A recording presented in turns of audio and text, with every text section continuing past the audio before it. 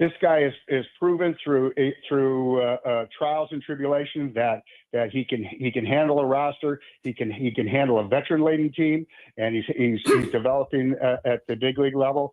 And okay, my track record is I have fired managers in midseason. I've fired managers after season. I've fired coaches midseason. I've fired coaches after the season. We're all being evaluated. We all got to look ourselves in the mirror.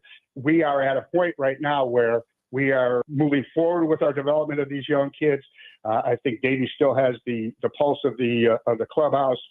He's a great clubhouse presence, and he's a calming presence. And I think that once we get through this thing and win a couple of games, which we will, that we can right the ship and continue progressing towards winning a championship, whenever that is. Mike Rizzo, last month, after that long losing streak had reached 11 games, he was on with the Junkies on that particular morning, and he knew that his job and Davey Martinez's job, both of them, were in jeopardy. Good morning, everybody. Mike Rizzo is gone, and so is his manager, Davey Martinez, fired by the Learners yesterday. We'll have their statement and even Mike Rizzo's initial statement here in a minute or so. It's a shocker, I guess, that this happened. Not really, but it is a shocker that Nats ownership participated finally in the process of competing. Didn't even know they were paying attention. Whether the Learners made the right calls or not, time will tell on that one, I guess. But one thing is for sure, the firing of Mike Rizzo and the firing of Davey Martinez is the most interesting thing this organization has done in a while, and it garnered the most attention that this organization has had all season long. Mark Zuckerman is going to join us on the show in about 10 minutes. He covers the Nats, of course, for Masson. And then Chelsea Janes will jump on with us from the Washington Post at 11:30. So we're covered guest-wise. Mike Rizzo texted back to Barry Svrluga of the Washington Post, quote, "The sun will come up tomorrow.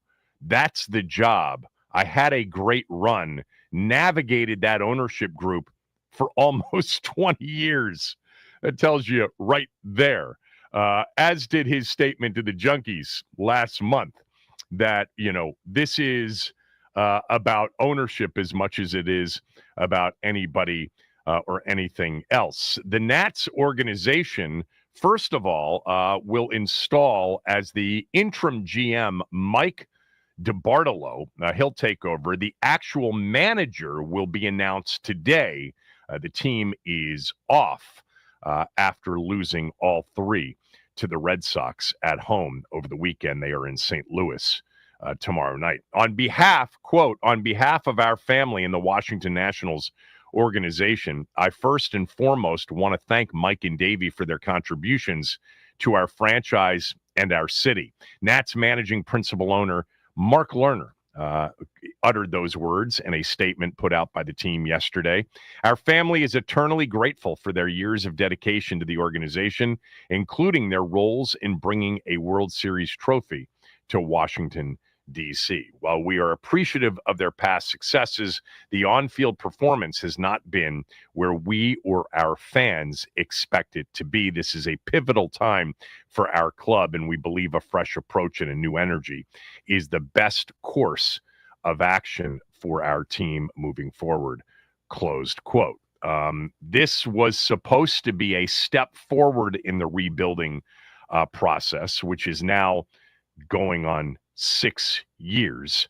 Nobody expected, certainly, that the Nats would contend for a playoff spot, but I think there were some people that thought this could be a step forward year to something close to 500, with maybe next year is the first year that they could compete for something, on the periphery of playoff contention, a wild card spot. Davey Martinez has certainly struggled. There have been criticisms of the way he's handled the bullpen specifically this year. We know that Mike Rizzo, outstanding on trades, not so much through the draft, but Mike Rizzo has been one of the sharper guys in the sport when it's come to trading. We've seen multiple, attempts at sort of rebuilding the organization under, his leadership, including in 2022. The decision, which was certainly in its moment a controversial one, to trade Juan Soto, a trade that brought back current star and now, by the way, all-star, yes, James Wood named to the National League reserves for the all-star game as an outfielder. Also brought back, remember, C.J. Abrams, Mackenzie Gore, Robert Hassel III, and there's still a top prospect or two in the system, including pitcher Yarlin Susana. But the team's, overall drafting and even attempts at free agency haven't worked, but there wasn't much support on the money spending front. And that's where we'll talk to Mark and to Chelsea.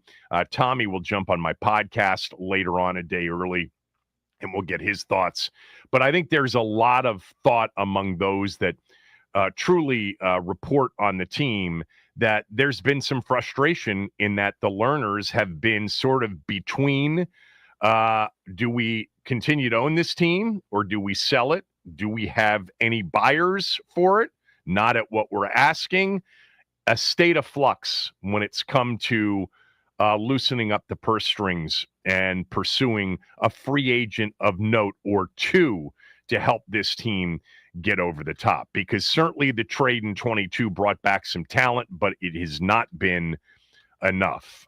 So Mike Rizzo, who certainly for, the time period that he's been in this organization has been an absolute first-class guy, a true competitor. There had to be times for him over the last few years where he felt like he was fighting this battle all alone without any competitive push or participation from ownership. And Davey Martinez and Mike Rizzo certainly instrumental in the magical moment of the fall of 2019, something that could have been followed up with better days, but something we've talked about many times in the past. The Nationals had probably the worst luck of any franchise during any of the four major professional sports franchises during the pandemic, because it was a franchise that desperately needed, that moment. It has been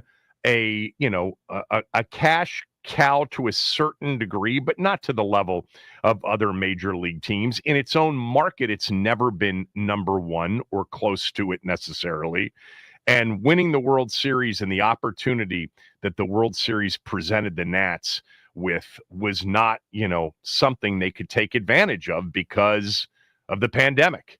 No ability to go out and add to the season ticket base, which would have been an exponential increase in the season ticket base, would have been an exponential increase in corporate sponsorships, and that would have lasted for years to come. But instead, we got the 60-game shortened season, couldn't even celebrate the World Series appropriately. And then the owners, whose primary business is real estate and commercial real estate, obviously that industry affected as much by the pandemic as anything else. And then it became, the last 5 years, this slog. Will they or won't they sell the team? Is there a buyer for this team? And a state of flux which did not allow for enough dry powder to arm Mike Rizzo with the ability to compete on a fair playing ground with especially the teams in the division, the Mets and the Phillies and the Braves. So anyway, Mark Zuckerman will join us in 5 minutes. We'll have Mark break down everything and what's next. Before we get to that, I want to get to a what do you got?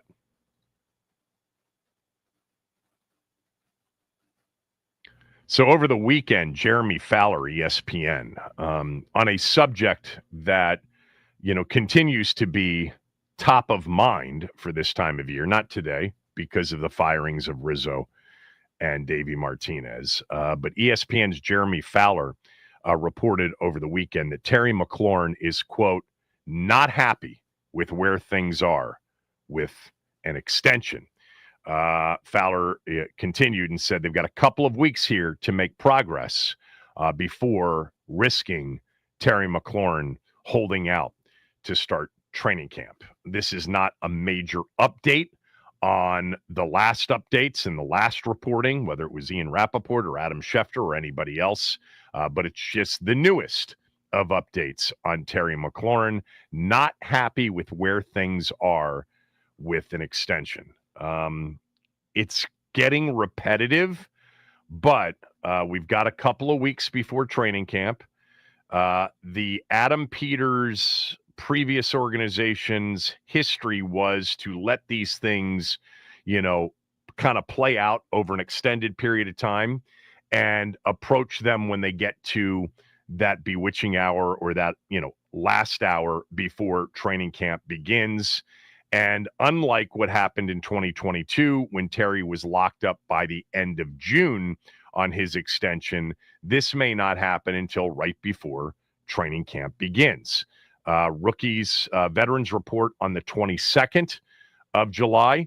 So we are still 15 days away from that. Plenty of time. I wouldn't be concerned and I wouldn't be alarmed at all unless you start hearing things like, and even then, to me, it would be posturing. If you hear from Terry's camp, we're seeking a trade. We would like Washington to give us permission to seek a trade. And even then, it would seem like posturing. I think Washington gets it done with Terry McLaurin before the deadline. This has always been a tricky extension because of his age and because of where he really is in the hierarchy of wide receivers and based on the current average annual pay scales.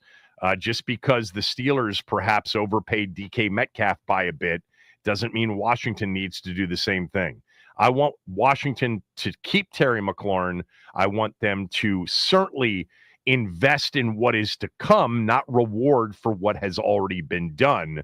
But at the same time, recognize that Terry McLaurin is a bit of a tone setter for the franchise, and not getting it done or creating the perception that you are lowballing or not taking care of one of your best players, not only on the field, but off of it, could have lasting repercussions. So you got to get it done, but not at the expense of creating a precedent of we're okay paying our star players, 10 to 15 to 20% above retail. That's what the last organization did, and it never worked out, at least in the first 10 years of Snyder. All right, when we come back, Mark Zuckerman from Masson will jump on with us, and we'll talk about Rizzo, Davey Martinez, and what's next. Kevin Sheehan Show on the Team 980.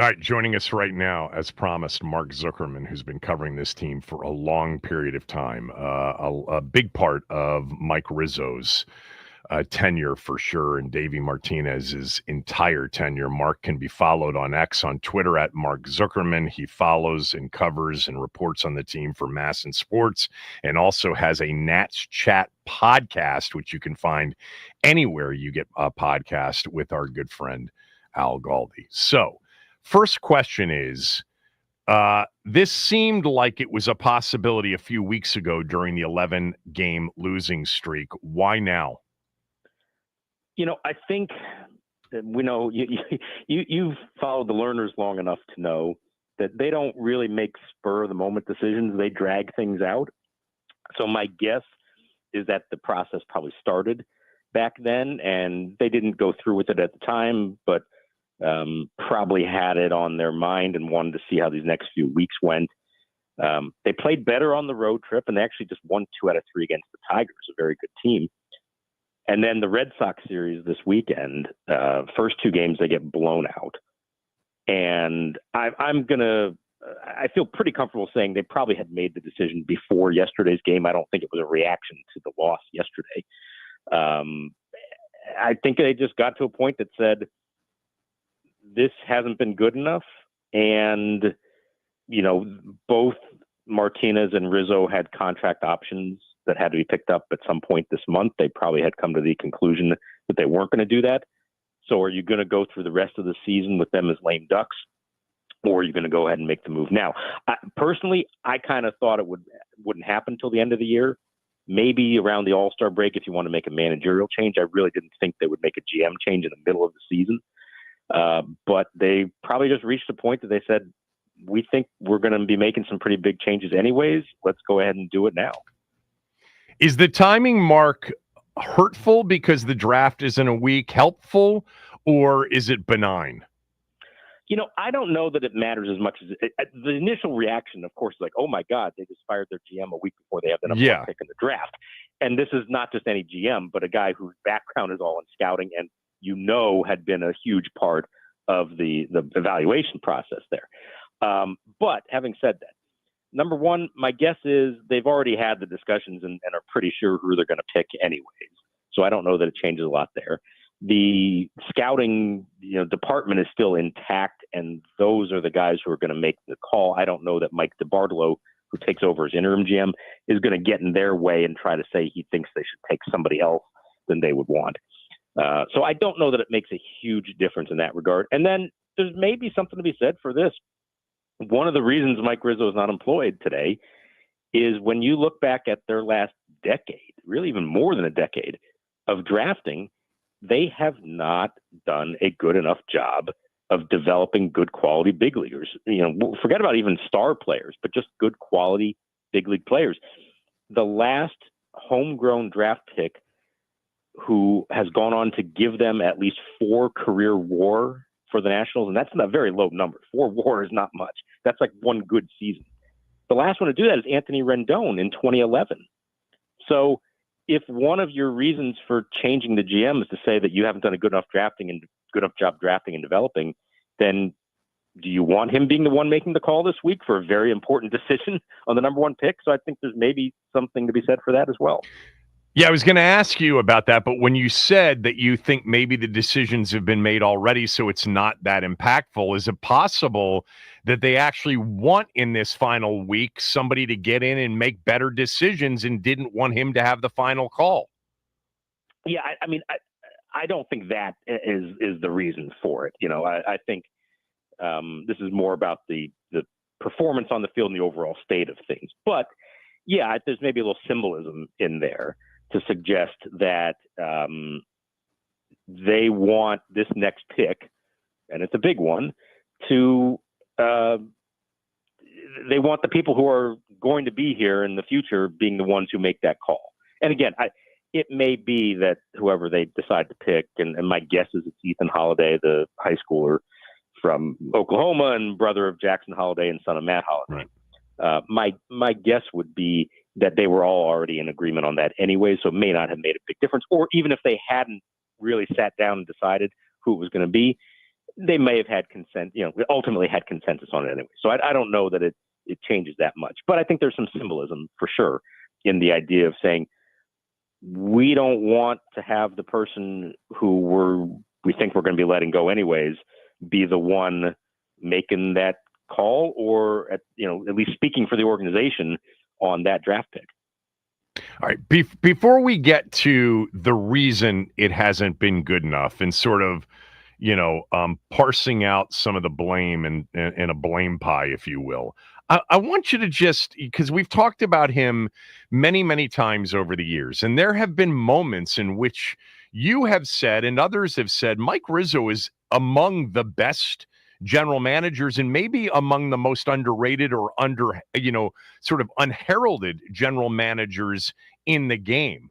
Where has he been on the list of general managers we could say the last 6 seasons since the World Series, which has been a disaster, but just recently here over the last 2 or 3 years, maybe going back to the trade of Soto. Clearly that was a huge success for him and a move that nobody ever wanted to have to make. But if you were going to take that huge leap, you cannot ask to get a better return than they got. You've now got 3 of the 5 prospects they got back have now been all-stars. 2 of them just named yesterday. By the way, Juan Soto, not an all-star this year. James Wood, Mackenzie Gore are. A little bit of symbolism there as well. So certainly that part of it, his trade record is as good as anybody you're ever going to find. Trey Turner, Doug Fister, I'm losing track of all the names over the years. I mean, he did a tremendous job on trades. Now, more recently, as the rebuild began, obviously he was not given the financial resources that he used to have when the team was contending every year. And that's a huge hindrance. But the money that he was given, especially this past winter, when it felt like there was some pressure to put a better product on the field, to turn that corner and say, right, maybe we're not ready to contend yet, but we're going to be a better team that can compete and challenge a 500 record. The money that he was given, he spent it on Trevor Williams, Michael Soroka, Josh Bell, Jorge Lopez, Lucas Sims, Colin Poche, Shinosuke Ogasawara, who made his debut yesterday and was down 4-0, 5 batters in. Now, that's not a huge layout for any of those guys, but the funding that he was allowed to spend, he didn't spend it wisely. And I think you have to point to that, of course. The drafting and developing, I do think it's gotten better in more recent years, and they made changes to their scouting department. So that's the kind of thing that takes years till you really know how it's worked out. But as I told you, they haven't had any success there over a long period of time. And that was obviously a big problem. Talking to Mark Zuckerman from Masson, what about Davey Martinez? Was he a good manager the last few years or not? I think he tried to do the best he could with what he was given. And again, he's hamstrung with a roster that was not up to what it should have been. And I don't think Dusty Baker or Davey Johnson or Frank Robinson or anyone else you could have put in the job was going to turn this roster into a winning team. Now, that said, could they have played a better brand of baseball? Absolutely. Defense has been an issue for several years now, and you've seen it not get better. Base running has been a huge issue for several years, not getting better. Situational hitting, particularly from a handful of guys who would come up in spots where they needed to have a good approach at the plate, and it did not appear that they could do that. That's a problem. And so while there's only so much that a manager can do, and I think when we spoke last time, I said, his whole line about it's not on the coaches, it's always on the players. There is some truth to that. By the same token, a manager and a coach and a coaching staff, their job is to get the most out of their players to help make them better players. And in a lot of the cases, they have not become better. So I think there's fair criticism to give there as well. This team wasn't ready to win yet, no, but I think the messaging probably got a little stale over time, and the lack of improvement from players as they started to have more experience at this level, I think was pretty telling. They both got fired yesterday. Was there a scenario in which Mike Rizzo stays if he doesn't decide to go down with the ship, so to speak, with the guy that he hired in Davey Martinez. Was that part of why he also got let go, or was this just, a combined decision that the Lerners made? They're both out. I don't have the detail on that one yet. I know there's some speculation out there about, was Rizzo refusing to fire his manager, and then that led to his being fired as well. I don't know if that's true or not. My hunch is that it's more of a combined decision. And as I said, you had both of them who had contract options that had to be picked up here this month. And so if your ownership, it's a hard sell to try to say that either of them should have been picked up right now. Now, I believe you could have said, we're going to wait till the end of the year and then evaluate where things are at and then make our decisions. But once they decided, no, we're not picking up the options, I could also understand why they would say, it's time to move on now. Let's start that whole process and, not wait until October to do that. So I think it's a joint package. I felt all along that a managerial change was more likely in season and a GM change is more likely after the season. But if you've already made the call and in your own mind, you know that you're ready to do something different, I guess go ahead and do it now. Barry's Verluga got a text message from Mike that read, quote, "The sun will come up tomorrow. That's the job. I had a great run. Navigated that ownership group for almost 20 years," closed quote. Is it common knowledge around the sport that navigating the Lerners' ownership is not the easiest thing to do? Yeah, absolutely. I don't think anybody was really surprised by that. But what I'll tell you is that when Rizzo finally texted me back early this morning, he sent me the exact same thing, except the last line was changed to "proud of what we did here." So I think he finally realized, all right, I got that one off my chest. I'm going to, try to take the high road now beyond that. But yeah, I think everybody locally and around the baseball world understands how difficult it is to work for the Lerner family. And it's probably true of a lot of ownership groups out there. That's always going to be something you have to navigate. This one may be even more difficult than others because of their process for doing things, how slow they are, how it's a larger group of people deciding. It's not just one person deciding things. Now, I will say this. Mike Rizzo, and you know him, can butt heads with anybody. He also can be fiercely loyal and appreciative of everybody that he works with. And because I've seen it, managers that he's fired over the years, players he's let go, when he sees them again years later, when they reconnect, there's always a big hug. They reminisce about good times. I think he thinks of this like family. You have your good moments, your bad moments, but you love each other in the end.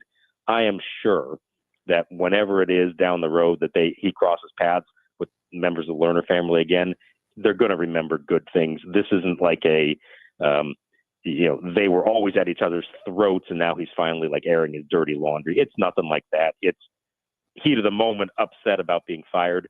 But I think he genuinely appreciates the opportunities that they gave him. And in the long run, we'll remember a lot more of the good things they did together than, how it ended.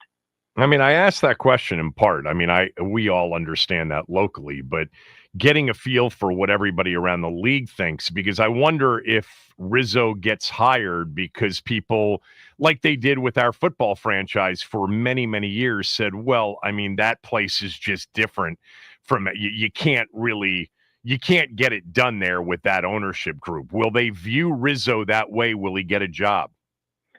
I think they will certainly view that aspect of it for sure. Now, I think the thing that's going to be challenging for him is, number one, he's 64 years old.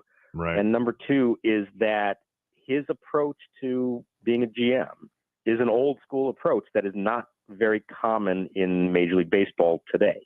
Now, there are still some others out there, and maybe there'd be some owners and organizations that believe that that's the way to run. But for the most part, when you're hiring a GM these days, you're hiring a young guy, often not from a scouting background, but from a business background, an Ivy League type who is all into analytics. That's not who Mike Rizzo is. Now, he made a lot of strides over the years in this stuff, and probably deserves more credit than he got for his views on those kind of things.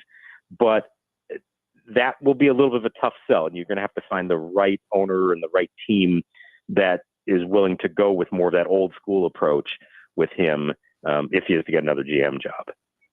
We're talking to Mark Zuckerman. You said at the very beginning in one of your answers, the bottom line is it hasn't been good enough. And so my question is, why hasn't it been good enough from, using three buckets, the manager, the general manager, and ownership? How would you, sort of slice up the blame pie from post 2019? You and I have talked a lot about, the Nats really getting a tough break with the pandemic.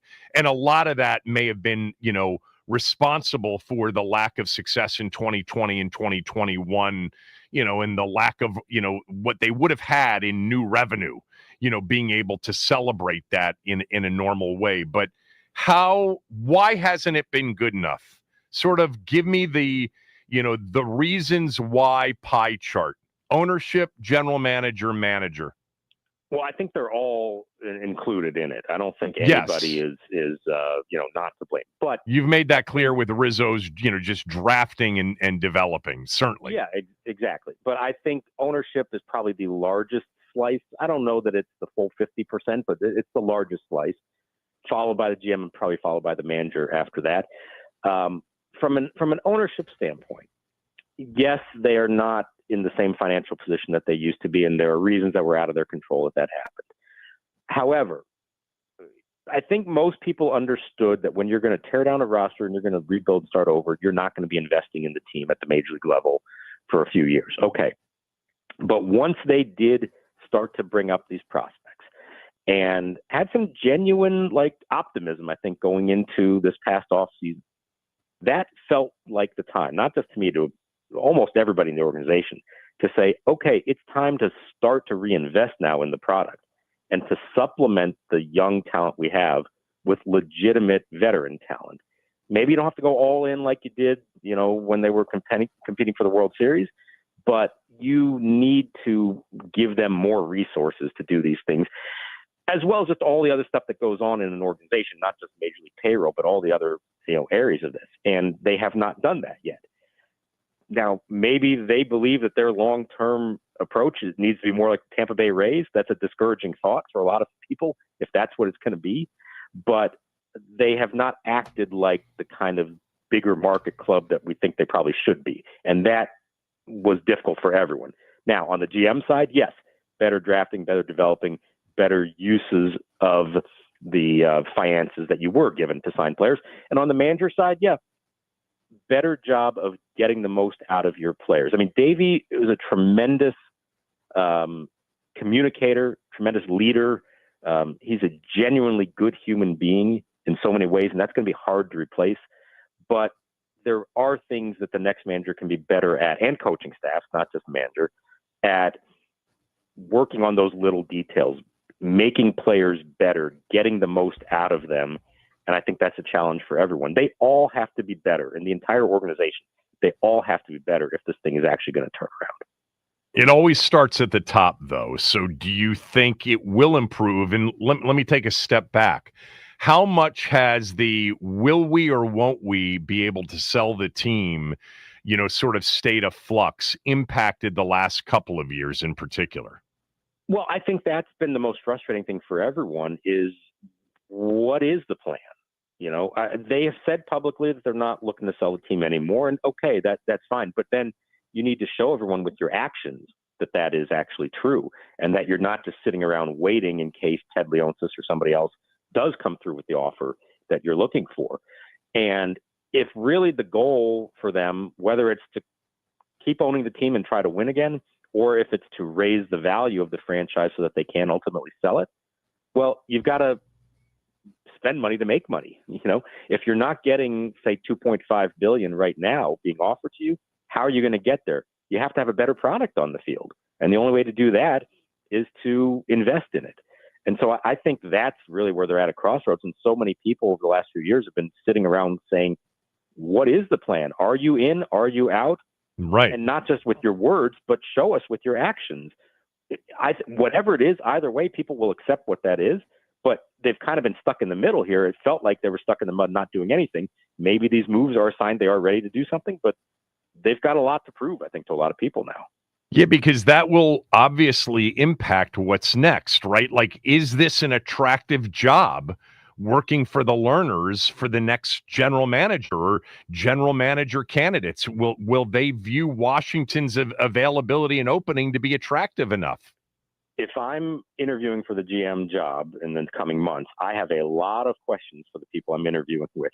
And I need to know, what is your vision? What is your short-term plan? What is your long-term plan? What kind of resources am I going to get? Are you in this for the long haul? And the Lerner family had better have good answers ready to go. Whatever they are, they better be prepared for that, because this should be an attractive job. There should be some very qualified, whether up and coming or even experienced baseball executives who would see the talent that's already in place, the potential for the organization, and want the job.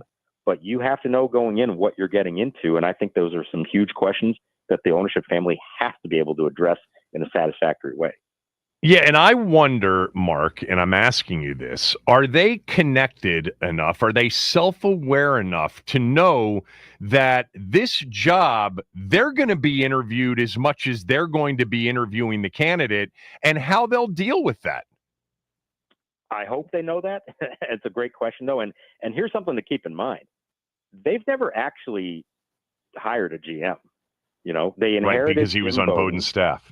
Yeah, and they hired Rizzo, but Stan Kasten was really in charge of the day-to-day operations back then. He had a lot of experience. Hired Rizzo. Stan really led the search for the permanent GM, and they ultimately decided to retain Rizzo and elevate him to that job. But the ownership family really has never had to go through this. And so this is uncharted waters, and you hope over nearly 2 decades of owning the team that they've learned some things about how to do this, but we don't really know. And I think it's a fascinating question of how they will approach this, and how confident is everyone in their decision-making abilities. This is the most important hire they will have ever made in so many ways. And they're doing it at a time when there's a lot of increased pressure and scrutiny than maybe there was, 2 decades ago when this whole thing was starting up. Yeah, and correct me if I'm wrong. While their major businesses have taken a hit in the last several years, they are still among the top 2, 3, 4, 5 wealthiest owners in baseball, correct? In terms of, I think personal wealth, yes. I mean, there's debate over how successful financially the franchise is, right, and whether they're turning a profit or not. And we'll never know the answer to that. But there are other things going on right now that you would think should put them in a better financial position. They just finally sold their jersey patch. There's been talk of them selling stadium naming rights at some point, and we know the Masson deal at the end of the year. They have the right to now negotiate for the first time ever a TV deal. So there should be revenue coming in, and everybody wants to know, how are you going to apply that to what we actually see as a product on the field? This part of our conversation applies to players too in the coming years, and how they view the organization. And ownership's going to have to put ego a little bit to the side until they prove, as you said, that they're not operating like a smaller market team. 100%. And, we've got a ways to go until they get there. But James Wood, Mackenzie Gore, C.J. Abrams, do you want to sign them? Do you want them to want to play here? If you do decide, yes, we're going back in on spending on free agents, well, you've now got to convince guys that they want to come here again. It was a very attractive place from 2012 to 2019, and you had some top free agents want to come here, but we're kind of back where they were prior to all that, when they had to overpay Jason Worth to come here. And so, there's a lot of selling that needs to be done to a lot of people on why the Washington Nationals are a place you want to come to, and why you believe this franchise can get back to being the large market successful franchise that it was for 8 years. It's a very different look right now. And I think the fear that a lot of people would have is that they may never get back to that. They may try to operate this like the Pittsburgh Pirates, the Tampa Bay Rays. And not that you can't have some success doing that, but it's a very different animal and a very different approach than they've done in the past. Yeah, the other part too, Mark, correct me if I'm wrong, is that they have paid players in the past. I mean, it started with Worth, but eventually there were, players like Max Scherzer, and others that they paid, but they've never paid, at least in the initial contract eras of Mike Rizzo, even the follow-up contract negotiations, and managers. They've never paid GMs and managers anywhere near the top of the market, right? Not at the outset. And I do think this is interesting, too. You know, Davey Martinez had several extensions over the years, and so he built himself up to being one of the higher paid managers in baseball. And for Rizzo, was one of the highest paid executives. Now, do you go into this process and say, we're willing to spend what we were spending on these guys, on the new GM and new manager? If so, you're talking about a very different kind of pool of candidates than if you're saying, we're going to go into this and look for first timers who we can, you know, bring in on lower end deals, and maybe someday they work their way up to more than that, but we're going to start at the bottom. That's a fascinating question that we have to see how they're going to approach that. All right, 2 more and we'll wrap it up. Thank you so much for doing this. Your memory of all of these years, can you point to a major disagreement over a player or a manager between Rizzo and the Lerners at any point? Were there ever knockdown dragouts over players? Over players, maybe less so. I'm sure there were free agents that Mike Rizzo wanted to sign. You know, I'm sure he wanted more money to try to re-sign Bryce Harper and Juan Soto and not have to offer deferrals and those kinds of things. I think probably more so on the managerial front. I mean, Mike Rizzo wanted to retain Dusty Baker. That was not his decision to let him go. That was a big back and forth between them that ultimately ownership won out on, and other managers that they had to deal with in the past as well. I do think that there were a lot of times over there. I mean, Mike would even joke at times about how many times he threatened to quit if ownership didn't let him do X or Y or whatever it was. And in some cases they went ahead and let him do it in the end, and he was able to convince them. And sometimes they weren't, and he never did quit on them. So there was plenty of butting of heads over the years over those things. But I think he also understood and respected the hierarchy there.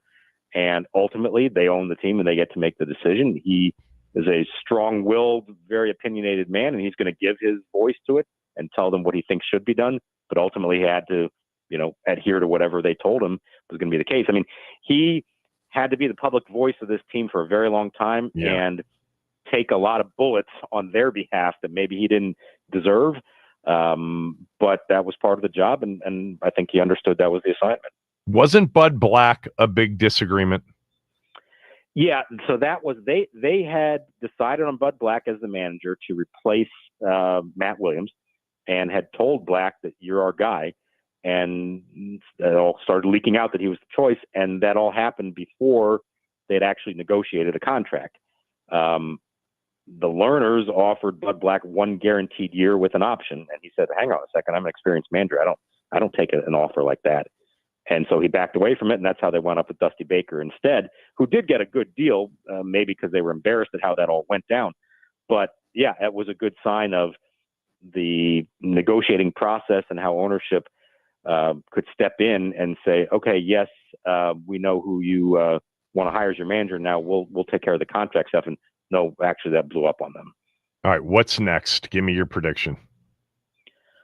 Well, we're going to find out today who the interim manager is. My guess is it's just an in-house, either the bench coach, Miguel Cairo, who's kind of one of Davey's guys, so it would be a little strange for that to be the case. Maybe it's the AAA manager, Matt Lecroy, or Randy Knorr, who's worked in the organization for a very long time and is well-respected.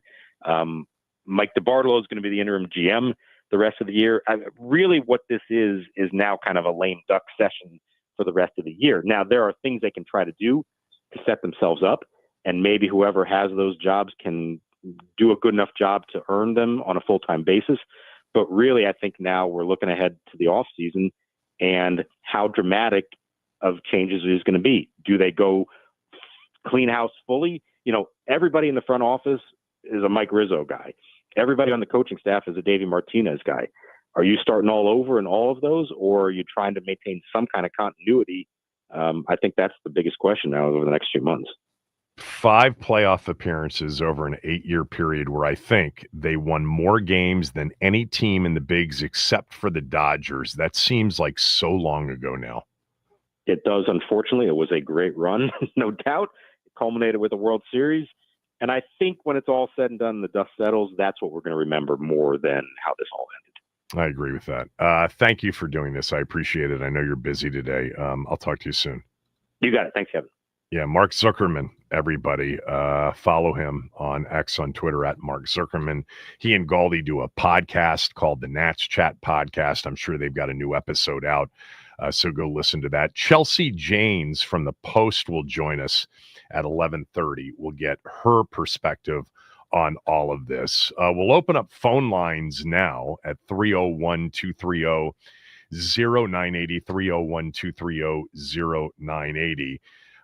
Your thoughts on this? Are you okay with Rizzo and Davey Martinez getting fired at this point in the season, a week before the draft? Who do you blame for this debacle of the last several years? Phone lines open for Nats calls on the day after the longtime general manager since 2009.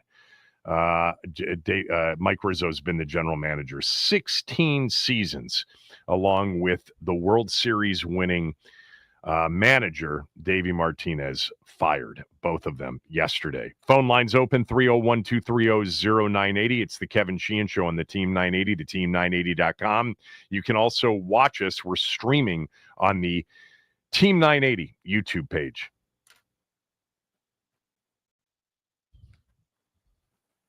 All right, little bit of breaking news. Oh. All right, a little bit of breaking news on the NBA trade front. The Clippers, Jazz, and the Miami Heat have agreed to a trade that sends Norm Powell to Miami, John Collins to Los Angeles, and Kevin Love, Kyle Anderson, and a 2027 Clippers second-round pick to Utah. The Nats, last night, they were swept by the Red Sox yesterday, and Mike Rizzo and Davey Martinez have both been fired by the Lerner family. A new manager will be announced today. Mike DiBartolo will take over as interim GM. Some positive news for the Nats: that Mackenzie Gore and James Wood were both named to the All-Star team for the first time in their careers. They will be on the reserves. And the U.S. men's national team falls to Mexico in the Gold Cup final by a score of 2-1. Edson Alvarez with the header to put Mexico in the lead and lift them to their 10th Gold Cup victory. This update is sponsored by the Team 980 YouTube page. Just open the app, type in the Team 980, hit subscribe. Kevin Sheehan is live from 10 to 1 and Craig Hoffman from 4 to 7. Don't forget to like the stream and turn on notifications to stay up to date on all things DC sports. And that is what's trending.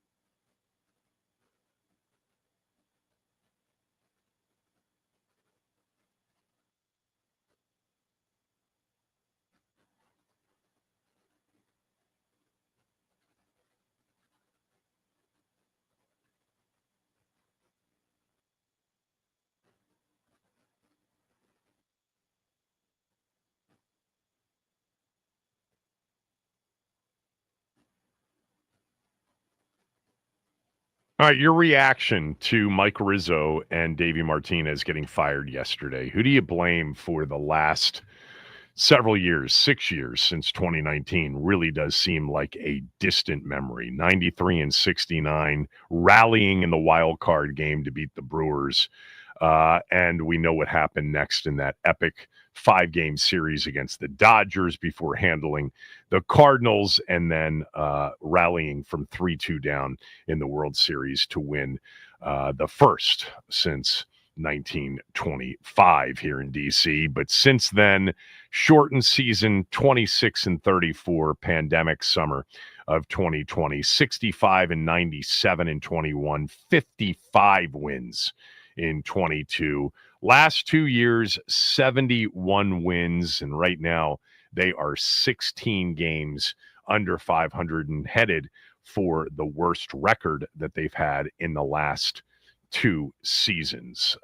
With some exciting players, Mackenzie Gore and James Wood both heading to the All-Star game. But you wonder, and I think a key part of the conversation with Zook, and we'll do it with Chelsea Janes as well at 11:30, is how is this franchise viewed around the big leagues? Are they viewed as an ownership group that operates in a very, small to mid-market way? Can you attract a really good general manager? What happens when men of incredible means and perhaps large egos are interviewed as much as they're doing the interviewing, especially if they're interviewing high-quality candidates with choices? We shall see. But your reaction to the 2 firings, and, who do you blame for the last 6 years? Let's start with Anthony in Northeast. Anthony, go ahead. Hey, what's up, Kevin? This is Anthony, your buddy from Twitter. Yeah, Anthony, what's going on, man? Hey, it's been a minute, man. This is wild, man. 2 things, though. I believe its ownership has a lot to do with what's going on. But I also believe this mess with the networks, the Masson thing, dealing with Baltimore. If everybody, want to, claim, DMV, this should give a good reason for everybody to keep Baltimore out of the DMV because they're not DMV. Nobody that knows what the DMV is ever. We all understand Baltimore is not part of the DMV. That's for people outside of this market. Exactly. But they like to equate the two as the same. So I hate it. But Baltimore doesn't want it either. They understand they're not a part of the DMV. Okay. It's the outsiders who keep doing that stuff. So anyway, so I remember when we used to have home team network. We need something like that back here because they don't know how many people that they have lost by not having their own network. You know what I'm saying? Because like you look at the Wizards and stuff like that. They go to Monument Sports and stuff like that, and they got a nice little group and a little core fan base right there. The Nationals don't have nothing like that because they're dealing with Masson. Yeah, well, this dispute, this long-running dispute, did get resolved finally. Remember, in the spring, I forget when it was exactly, but it was resolved a few months ago. But look, they spent money. They spent money even when they weren't necessarily collecting what they thought to be, something equating their input. They still were spending money. I mean, they spent money on players. They did during that one stretch. The last few years, it's been operated in a state of flux, whether that was because of ownership, whether or not it was because of their core business that suffered very much post-pandemic. Whatever it was, Zook hit the nail on the head. The perception is it's a mid to smaller market sized operation, and it's not. You've got, they were drawing 2.5 to 3 million a year there for a few years. Well, let me ask you this, Kevin. How much damage did them, saying they were going to sell the team and then pull back from selling the team? How much damage did that do?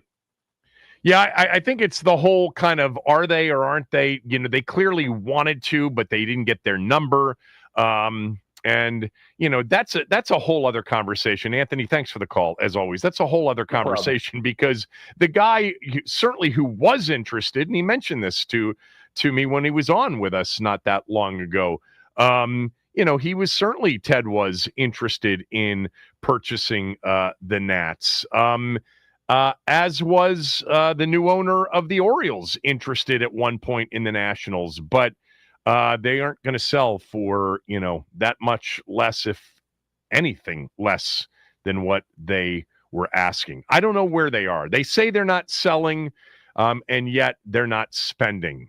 We shall see what happens here, because this is going to create the opportunity for kind of a litmus test on, are they going to become kind of aggressive spending owners, as if they're going to own the team moving forward, by going after, and paying real money to a high quality GM and a high quality managerial candidate. I see everybody on hold. Stay there. We've got a segment before Chelsea comes on at 11:30. So Ian, Aveen, JYD, Lou, stay on hold. We've got an open line if you want to jump on. Your reaction to the Nationals, the Learners firing Mike Rizzo and Davey Martinez yesterday. Who do you blame for really all of this? The last 3 years in particular, and this season, which has not gone the way I think they were expecting it to go. Not that it was going to be a playoff season, but it was going to be a step forward season in this current rebuild. Phone lines are open, 301-230-0980. You're listening to The Kevin Sheehan Show.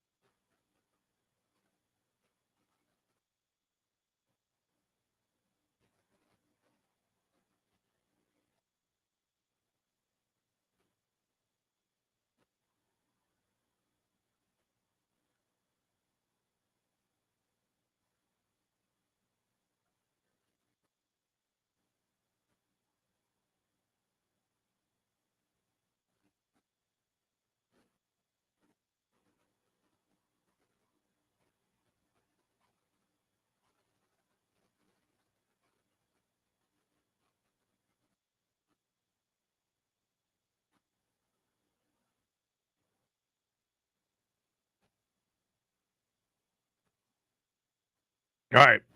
A few more Nats calls. What do you think of the firings yesterday? Mike Rizzo gone. Davey Martinez gone. DeBartolo is going to take over as the interim GM. He had been on the staff working for Mike Rizzo for a while now. Apparently more data-driven. Mike DeBartolo is smart, thoughtful. The Learners said in their statement, we're fortunate to have him as part of our organization. Remember, the Nats have the number 1 overall pick in the MLB draft a week from now. So the timing doesn't seem great, but they moved on from Mike Rizzo now anyway. And the manager replacement, at least an interim manager replacement, will be named sometime today. The Nats not back in action until tomorrow night in St. Louis. So what did you think of the firings? Are you okay with it? Are you disgusted by it? And who do you blame for all of this? It's been a rough 6 years since, the 8-year run of 5 playoff seasons of, during that 8-year run, all 8 seasons above 500.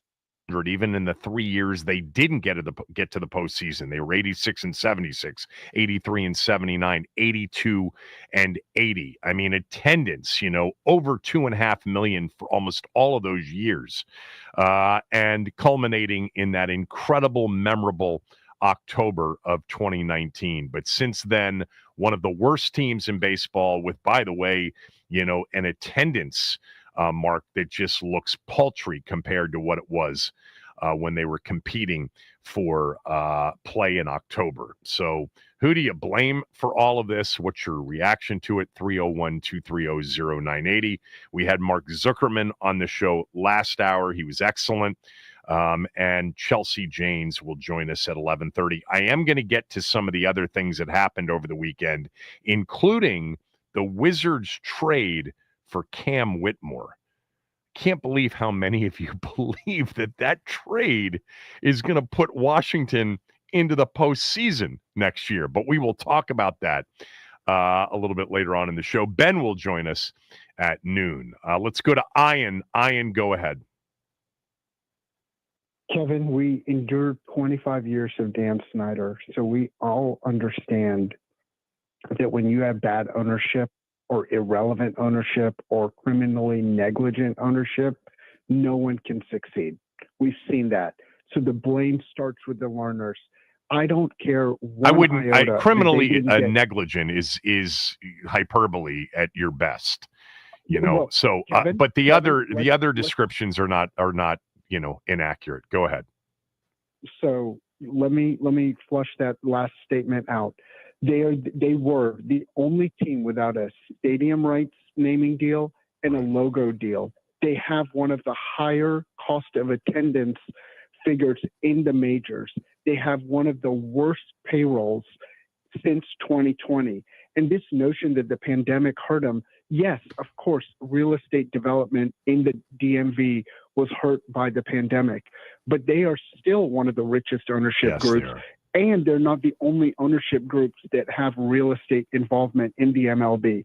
I think the way they treated this franchise is criminally negligent. That greed of them is awful. With that all being said, Rizzo is bad and Davey is bad. There is a whole lot of losing on their resume to just blame the Learners. And this notion of Rizzo saying, oh, I had to deal with this ownership group. It's what I say about Mike Shanahan, going back to your guy. You can't work for an ownership group knowing their shortcomings and deal with it, take their salary, and then when it goes south, say, oh, it's their ownership group's fault. He had plenty of opportunities to find different employment. If he thought the Learners he was sought after there for a brief period of time, then he should have left. You can't, Kevin, if you blame your boss at 980 for poor working conditions after you get fired, they would say, why didn't you leave earlier? There are lots of reasons why you wouldn't leave earlier. There are lots of reasons why you would stay here. One of the things I know about Mike, because we got to know him a little bit over the last several years, is he loved this area. absolutely loved DC. So there's a lot that goes into these decisions. It's all not just about your employer. It's about your quality of life. So there's a lot that goes into that. You understand, Kevin, you understand this better than most. For him to make it seem like he was a hostage working for the learners is kind of that's ridiculous. Not exactly what the statement said. He could have been a lot more critical than, hold on, let me just pull up the quote here.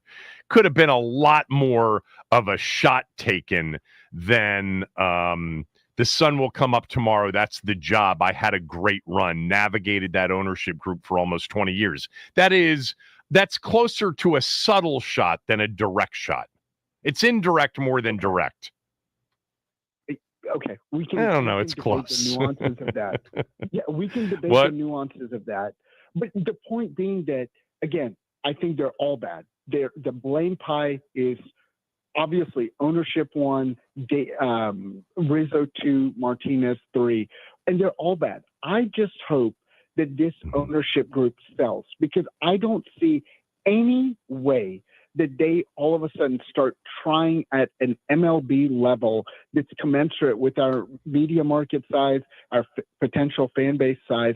And I, of course, would rather take Leonsis than the learners, but I don't want him either. Like, me neither. This town not have I don't want him another owning 3 teams in this. Yeah. Yeah. God, like, this is one of the richest areas in the country. What, third most high per capita? Isn't there a billionaire in Potomac that can buy this team? My goodness. You should do a segment in August when it's dead of, did we have the worst ownership run of any major city ever? It's certainly, it's got to be up there. It's got to be up there. The saving grace is that the Caps were, and for the most part, they have been a postseason team every year. And regardless of you saying, that Rizzo's horrible, he hasn't always been horrible. They had an incredible 8-year run. They won more games during an 8-year run, 2012 to 2019, than any team in baseball not named the LA Dodgers. They went to the postseason 5 times, didn't have a losing record, and won the World Series. So, and by the way, I would also mention during that stretch, Ian, and I think even you will appreciate this, they created memories that this town didn't have of this sport. I mean, the meltdown in the 9-7 game 5 loss in the first year of 2012 to St. Louis, the losses at home, the pain, but the memory, the indelible memories that were built up during that stretch that culminated with a satisfying beyond description World Series win. I give Mike a lot of credit for that during that period. I do. Let me move on. Aveen, go ahead. Hi, Kevin. I'm indifferent to what the firings mean for the future of the Nationals. As you've talked about, learners have developed a reputation of being cheap and difficult to work with. And if you just look at a Commander's equivalent, having the reputation of being cheap and difficult to work with means you're not going to be able to attract, an Adam Peters, Brandon Sosna, Lance Newmark, Dave Gardy. You're just not going to be able to attract that talent to the front office. And it wasn't just being cheap with the payroll, it was being cheap with the front office. I think there was a story a couple of years ago that they cut a bunch of scouts and they really never made up for it. Yeah. And then they were also the last team to purchase Hawkeye pitch tracking technology, which is something that every team uses a lot. So it's things like that, the investment in the front office. So I just wonder, and I just think how much of it was Davey and Rizzo being hamstrung? Because, when they were investing a lot in 2010, they were winning his team. And last time Martinez got significant investment and they had a bigger payroll, he won a World Series. So I'm never gonna know how much blame to assign them. I think they were in a bit of an unfair situation. And just with regards to future ownership, your interview with Ted Leonsis kind of swayed me that it might not be so bad with Ted. I mean, he made it a point to point out that he knows that investing a lot of money in the team means a lot, and that you need to be investing somewhere near top 10 in payroll. So that kind of sold me that he realizes baseball is a sport where you got to spend money. So if somebody like Leonsis came, I would be excited and on board. And I think if the learners are here, it's not that attractive of a destination, but if they leave, it is a really attractive destination because of the market and the young talent they have. Thanks for the call, Aveen. Yeah, I mean, I have mixed feelings on Ted owning 3 out of the 4 professional sports teams when, you know, of the 2 he has now, one's been a disaster basically during his entire tenure. Not that it wasn't prior to him taking over the Wizards. And the Caps have been a successful franchise, and they did win a cup. But it was courtesy of, you know, being there in the right draft at the top of that draft to draft Alex Ovechkin. And there's a lot of people that would say they fell short far too often than, you know, that they didn't get enough out of it. Even Ted, in my conversation with him, said, you know, without that 2019 and maybe without, you know, winning a playoff series, which they did this year, which was good for them, you know, there's still going to be some criticism that they didn't get enough out of the Alex Ovechkin era. I don't think, you know, Stan Kroenke owns, I think he doesn't own 3 in any market. I think in Denver, if you include the soccer team, he owns 3. But I don't know if that's the best situation for a sports market to have one owner, you know, essentially be picking between 3 franchises. You got to be really well funded. David Rubenstein, Ted Leonsis combination would have been very interesting to me. Very interesting. But Rubenstein now owns the Orioles. Let's go to JYD. JYD, go ahead. How you doing, Kevin? What's up? The main thing is that I blame, yes, the owners or whatever, and I think the situation came like it is now yesterday is because I don't think they were looking for another Jim Riegelman type situation where, you know, there was chaos. Yeah, by not picking up their options. They went on to pull the string. Yeah. Now, but as far as you also have to blame the players because time and time again, I sat here looking at my big screen TV, and I saw how badly this team ran the bases. Time and time again, these young guys, they do not seem to get it. They don't seem to put, it's either that or they don't put enough time into it, or maybe it was the coaching. But somehow there was a disconnect because for a couple of years since they brought up these young guys, they gave away games after games because they didn't pick up the signals, the signs, whatever, when to steal, when not to steal, or whatever, and they gave up runs. And so that I have to blame the players. And all this stuff about, you know, when you talk about you love your coaches and you love your manager and all this or whatever, look out. Because if you really loved your manager, if you really loved your coaches or whatever, then you would put forth a better effort. Yeah. Thanks. Thank you, Kevin. Really appreciate it, JYD. Let's go to Lou in D.C. Lou, go ahead. Kevin, man, what's going on, man? How you doing? Hey, Lou, what's happening? Not much, man. You know, I'm like JYD. I'm blaming the ownership, man. Just the simple fact that they keep having these players. You know, we like the Juan Soto, the Bryce Harper. You know, these guys.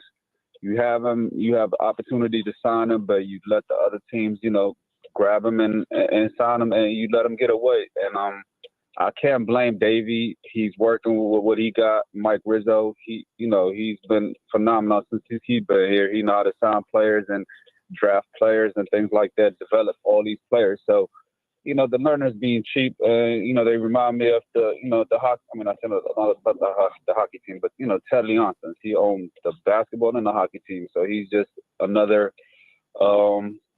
a mediocre owners, man. They just don't know how to run their business, man. It's sad. I mean, the Commanders should be the blueprint right now for this town how to run their business and your team. Yeah, they are. I just don't get it. Like, I don't know how you could just, you know, Ted Leonsis, like I keep saying, he just loves being in the playoff. He doesn't care about winning the Stanley Cup. he like collecting those checks in the first, second round, and that's it. Well, That's the bottom line. the checks would be higher if they kept advancing. I don't think that's it. I think there was a period of time with the basketball team that just getting to the postseason, with barely above a 500 record, meant a better chance at sort of profitability, or certainly increasing the profitability situation, because the NBA is completely different, as you know, Lou, than the NHL. The NHL, getting into the postseason every year, you got a shot. Everybody's got a shot, once you get in. The NBA thing, I think they stuck too long with let's try to get a playoff series and maybe even win one without really ever having a chance to go deep into the postseason or win a title. That's the biggest issue. The Wizards ownership situation for Ted is completely different than the NHL ownership situation. It's interesting, right? Because I think over the years, Wizards fans think Ted's a terrible owner. And for a period of time, Caps fans were okay with Ted as an owner. I'm not so sure in recent years. But anyway, thanks for the call, Lou. Everybody on hold, stay. We'll take one more segment of some calls. Then Chelsea Janes will join us just past 11:30. Kevin Sheehan Show, the Team 980. The Team980.com. If you want to stream the show, you can also watch us on our YouTube station, the Team 980 YouTube station. Like the 980 YouTube channel and subscribe to it when you get there.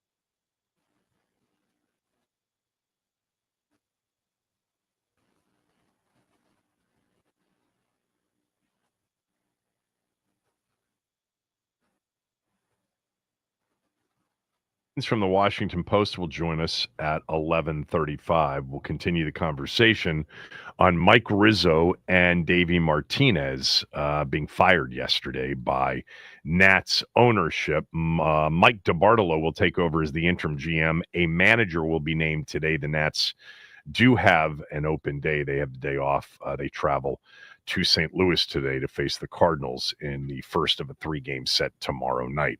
Let's go to Vic in Clarksburg. Reaction to the firings of Mike Rizzo and Davey Martinez. Go ahead. Thanks for putting me on. My opinion about everything that's happened is prior to 2019, with how we drafted Harper, Strasburg, Turner coming up, the farm system was loaded. We developed players where the need was with pitching, where Corbin and some of the other free agents that were signed, Scherzer being the big one. Yep. That credit goes to Rizzo.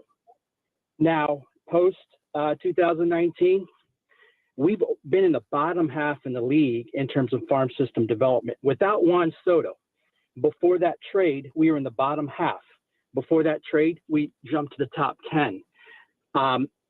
The only thing that Rizzo can get credit for post 2019 is that Soto trade. But I really think he didn't do a good job of developing the farm system, bringing in players, developing the players needed to make this team successful. And now a little bit the blame goes to the learners, not signing any good arms for this season and the seasons in the past since 2019. But it really is the farm system development. Rizzo gets a majority of the blame. He got the credit for the World Series among the others, but post 2019, he didn't do a good job.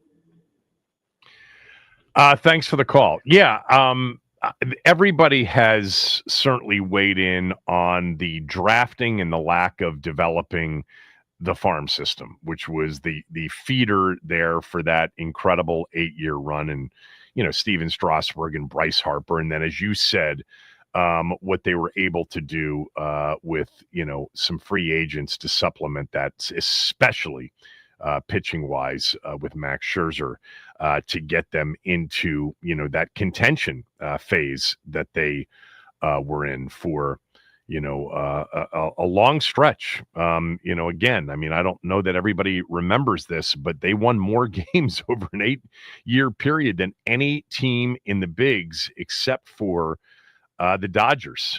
Let's go to our guy, Lap. Lap, go ahead. Hey, what's up, Kevin? Thanks for taking my call. Sure. Well, you know me, man. I'm not a big baseball guy. I didn't even want the team when they came here, but of course I'm DC born, raised, so I root for all my DC teams. I told you a while back we needed to enjoy that World Series because it was monumental. I do commend the last regime that was there for that, but we just been bad, man. This team looked worse than the Wizards and the Commanders was at one point.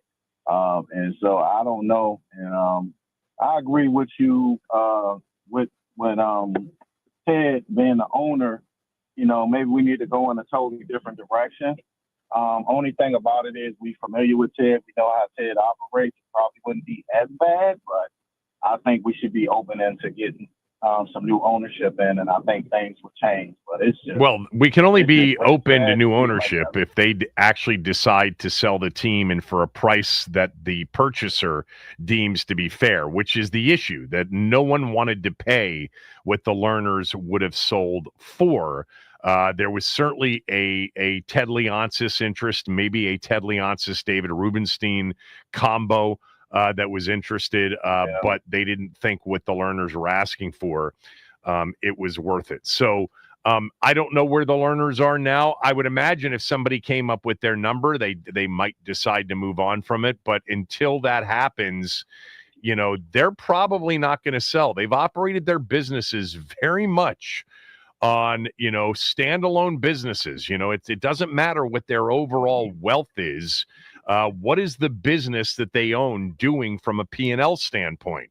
Is it supporting itself? Are they able to, turn a profit. And, cost cutting is a big part of how they've made some of their businesses work as well. And every single dollar is counted. And we've seen that over the years. But when in position, they did.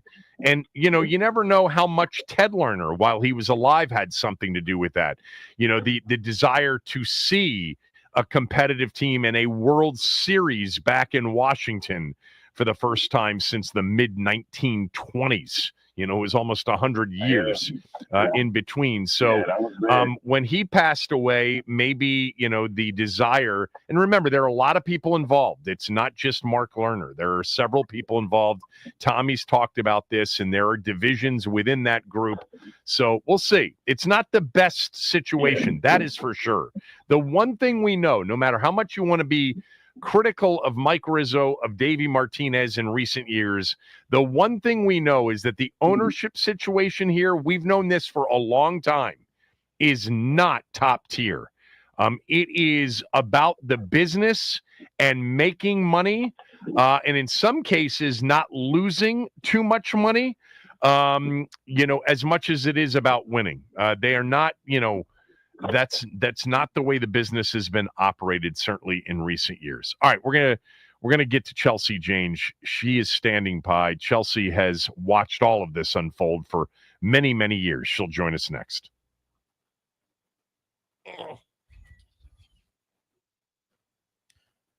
All right, the Clippers, Jazz, and Heat have agreed to a trade that sends Norm Powell to Miami, John Collins to LA, Kevin Love and Kyle Anderson, and a 2027 Clippers second-round pick to the Utah Jazz, per Shams Charania. And the Nats, they were swept by the Red Sox yesterday, leading to the firing of Mike Rizzo and Davey Martinez by the Lerner family. A new manager will be announced today. Mike DiBartolo will take over as interim GM. Some positive news on the front for the Nats. Mackenzie Gore and James Wood were both named to the All-Star team this weekend for the first time in their careers. And the U.S. men's national team falls to Mexico in the Gold Cup final by a score of 2-1. Edson Alvarez with the header to put Mexico in the lead and lifts them to their 10th Gold Cup victory. This update is sponsored by the Team 980 YouTube page. Just open the app, type in the Team 980, hit subscribe. Kevin Sheehan is live from 10 to 1 and Craig Hoffman from 4 to 7. Don't forget to like the stream and turn on notifications to stay up to date on all things DC sports. And that is what's trending.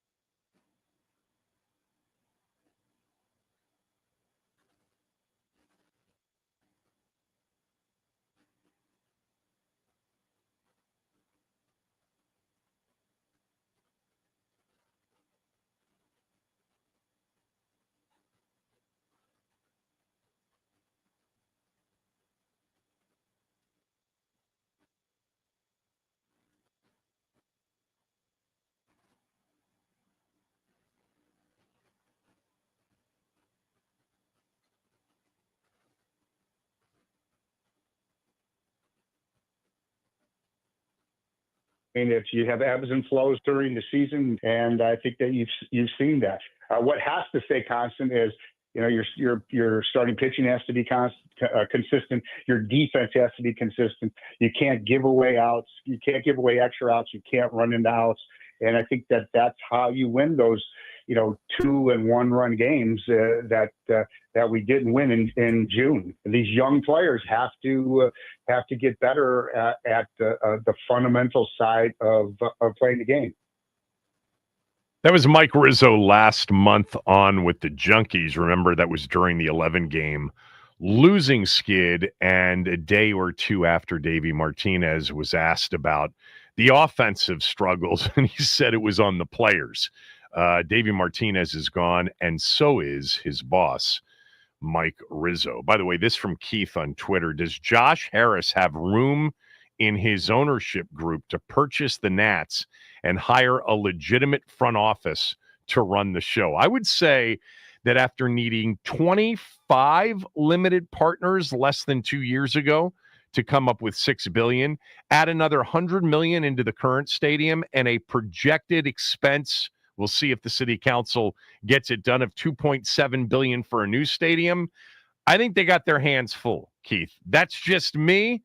But I doubt they're looking for another team purchase in another sport.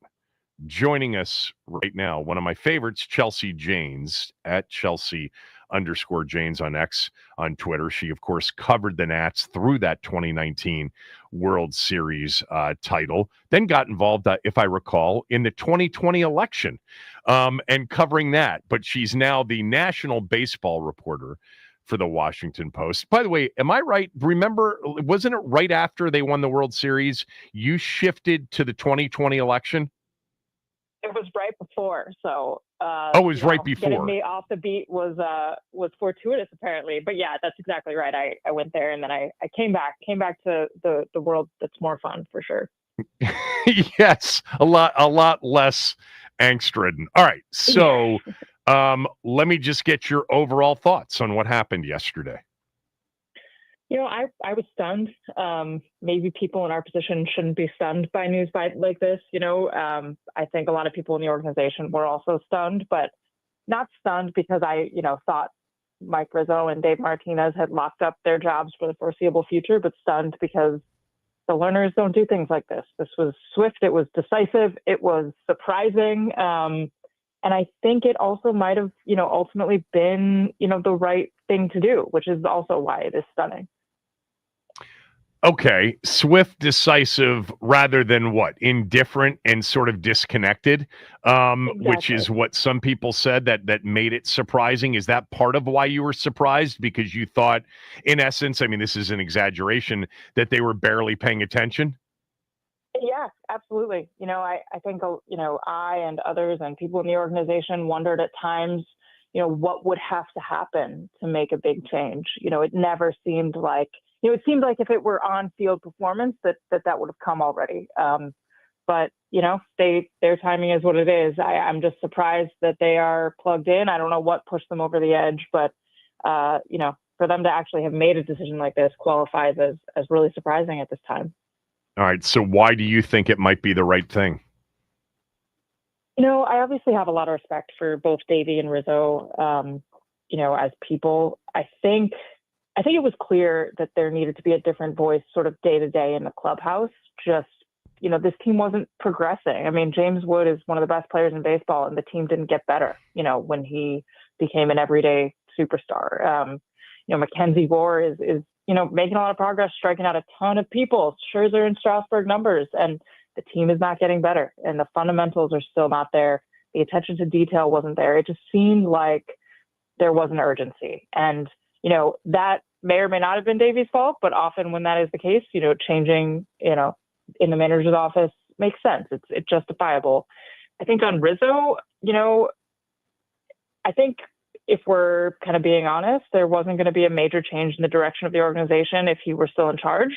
Does that mean they wouldn't have gotten back to winning, especially if, the owners were willing to pay for it? No, they very well might have, but they weren't going to do it soon, and they weren't going to do it in a way that kept up with, the ways that teams are being successful these days. So I think if the Nats want to refresh, they had to do this. Now, they also have to hire people who are not from, the inside and have new vision, and, they're going to have to pay for that. So, we're only halfway to a refresh, Right. but I do think that they needed it. And, this is step one.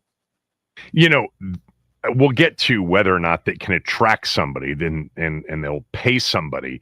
But in many ways, do you think that they were just looking for, were they aware enough to understand that they were, for the lack of a better description, underfunded, but looking to see and hopefully witness an overachieving team, which they haven't had necessarily in recent years? Is that what they wanted out of the last couple of years?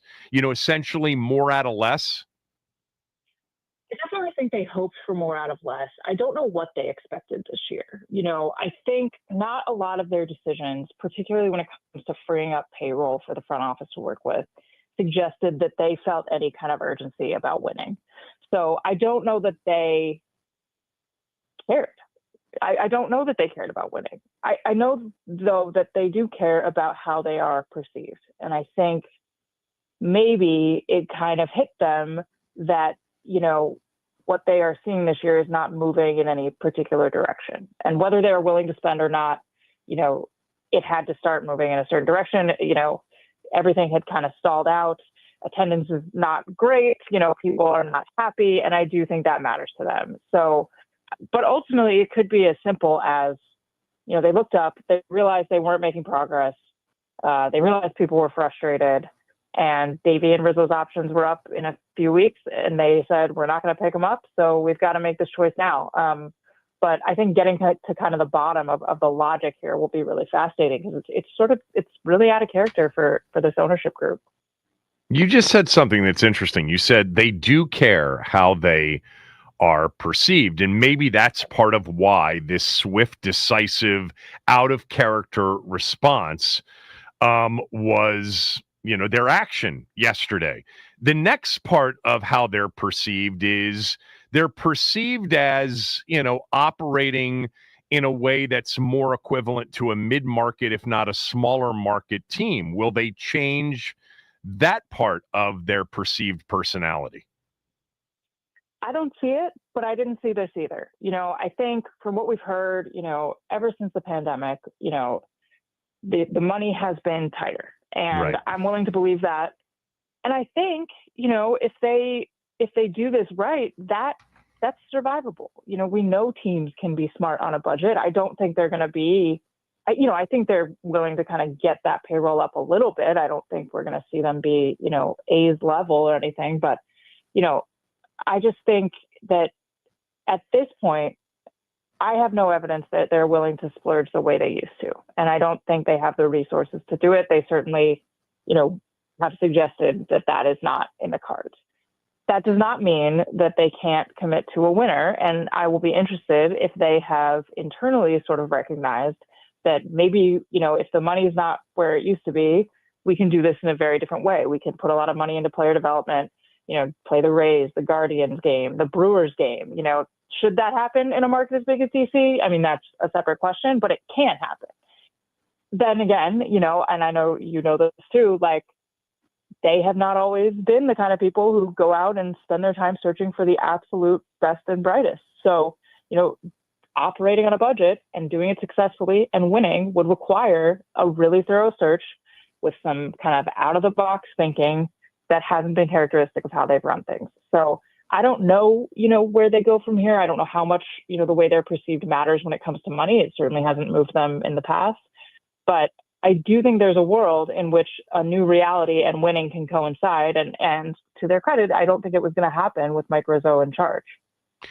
The swift and decisive response, do you think it was impulsive from this standpoint? Are they actually prepared right now to, they've got an interim GM, but are they prepared to name a manager today? Did they have a plan or not? I don't know. I don't know. I will say that the interim GM, Mike DeBartolo, has a lot of allies in the organization and could very well be the right person to lead them forward. if you hear that and think, well, he was a part of this group and they didn't do a good job, so why would he be right now? I think I would say that Mike Rizzo isn't always the most open to his deputies and probably in many cases overruled them. So, we never got a real sense of what the guys kind of below him could do. And there's some really smart people there. But I don't know beyond that. I don't know if Mike DiBartolo, runs a successful few months and has a good trade deadline and, a consensus approved draft if they just say, here, take the reins. I don't know.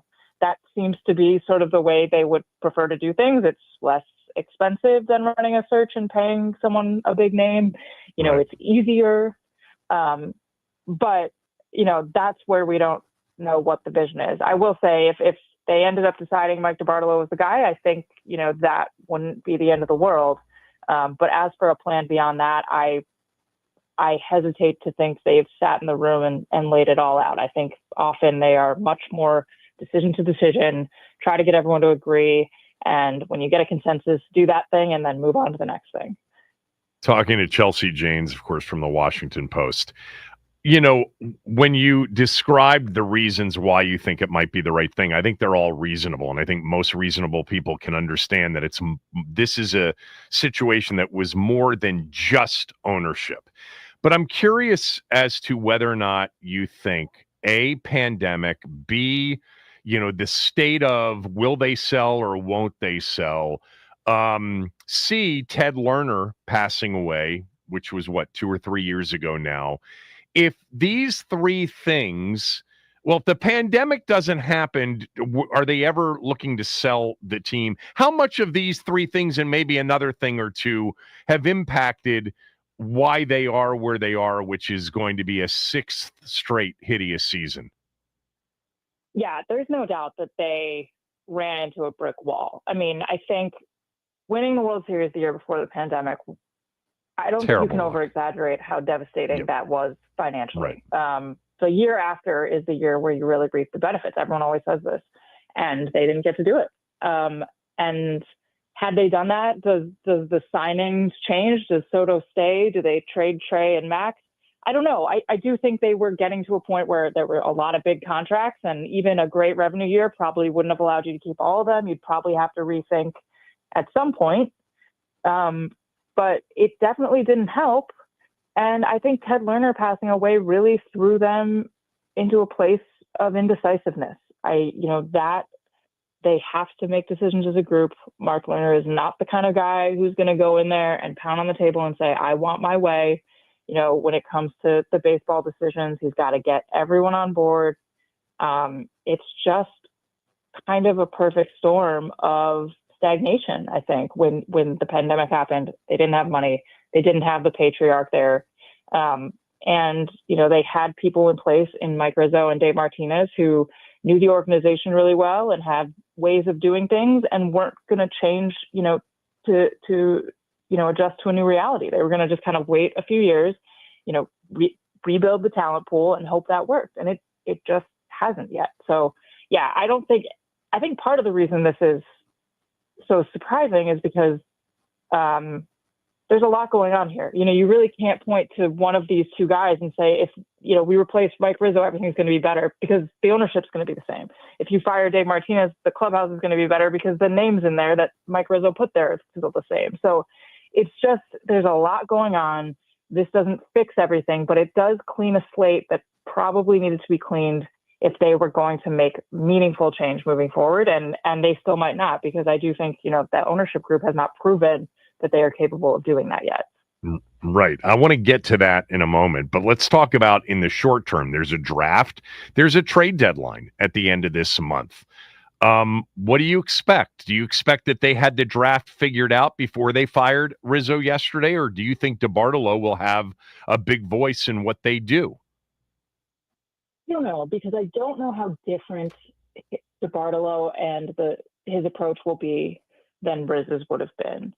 I do think that as, a very important pick in the history of the franchise, which I believe this is, this was going to be a Mike Rizzo pick.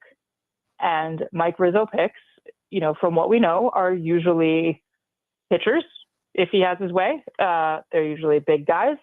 They usually come out of college and, he wants to be able to get him there quickly. I think that's his ideal pick.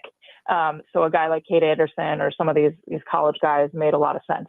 I don't think that necessarily changes, with this change.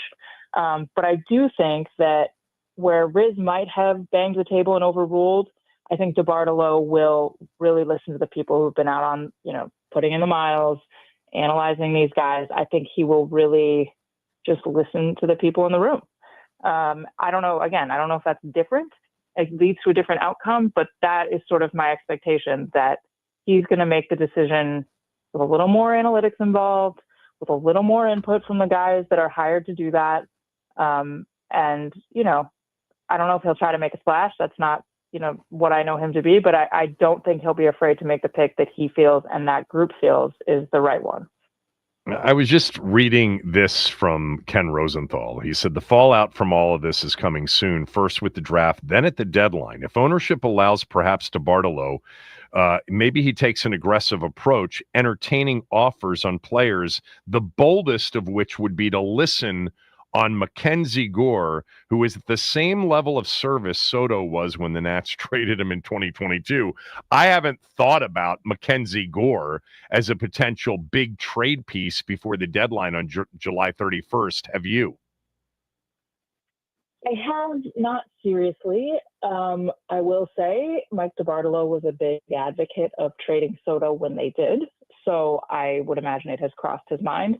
That being said, that might just be too much to take for everyone right now. And I do think ownership cares about that, but they need some pieces. So it's not crazy, but DeBartolo will do what makes sense numerically. I don't think it'll be a surprising trade deadline.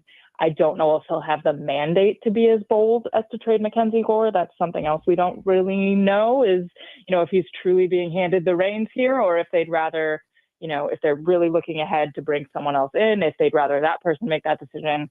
I think that's possible too. But I would say, again, I err on the side of the learners have fewer plans than more. So, if they have kind of gotten to this point, I think a Gore trade would require a lot of ownership consideration. And I just don't see how they've gotten there yet. Doesn't mean it won't happen. Doesn't mean it's not the right move. But, I think they will sell at the deadline in a fairly reasonable way. And if a Gore trade comes on the table, then I think we'll know how much they trust Mike DeBartolo. All right, let's finish up with what comes next, sort of the big picture. Is it attractive, the job with the learners as owners, the GM job? Let's start there first. 1 of 30. I think there's 30 jobs, and you can never underestimate how desperate people are for them. That being said, everyone knows how the learners operate. Everybody understands how they operate with the manager too. So I think anyone taking that job will be, brought in with eyes wide open. But I do think it's still attractive. But again, like they also have to pay. So I don't know how willing they are to pay a big name. But if a big name is willing to come, I don't think they'd be surprised by how the learners operate. Everyone. Who are the big names that you would think would be available at the end of this season? Barry floated a few, like Thad Levine is an Alexandria guy. Josh Burns is a DC guy. I think Jed Hoyer with the Cubs has his contract up. A guy like John Daniels, who used to run the Rangers, has kind of been sitting around for a while. Those are the kind of guys you could bring in and make a president of baseball ops right away, and they could hire a GM under them and really kind of give you direction. So more of a Stan Kasten model. That's what I'd do, but that costs money. Yep. And yeah. What about managers? That's going to be a really interesting question. I don't think we'll get a ton of clarity on that until we have more clarity on who, the GM is going to be long-term. I think for now, Miguel Cairo will probably be the guy. And if not, Matt LeCroy will probably be there. It just makes too much sense. But I've been wrong before. And then in the long term, a guy like Skip Schumacher is still available. He's kind of being an assistant for the Rangers right now. He's kind of the number one prospect out there that people really like. guys of that ilk. You could get creative and pull from the Dodgers staff. They've got this bench coach, Danny Lehman, who's kind of the mind behind them, never played, but is a real data guy. So there's options out there, but again, you have to have someone in place, I think, to make the personnel decisions, and that person will tell you probably where you're going to be looking. Thanks for doing this. I always appreciate it. You're great. Hope all is well. Talk to you soon. Yeah, thanks for having me. Chelsea Janes, everybody, from the Washington Post. All right, we'll switch topics. Ben Standing next. We saw the report over the weekend that Terry McLaurin is still far apart on negotiations with the team. Football talk next.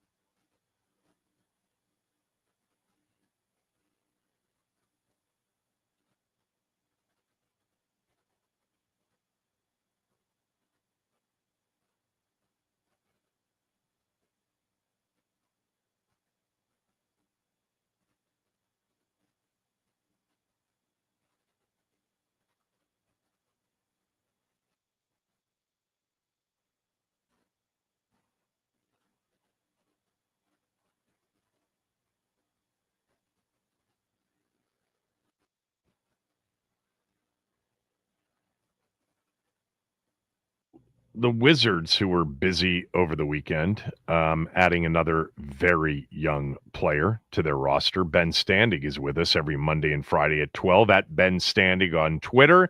And Last Man Standig is his podcast. And, I guess we'll just start with, I talked about it earlier. It's like, this is what we're going to get until the contract is signed, unless we get a bombshell like, Terry's requesting, permission to seek a trade. And I don't see that coming.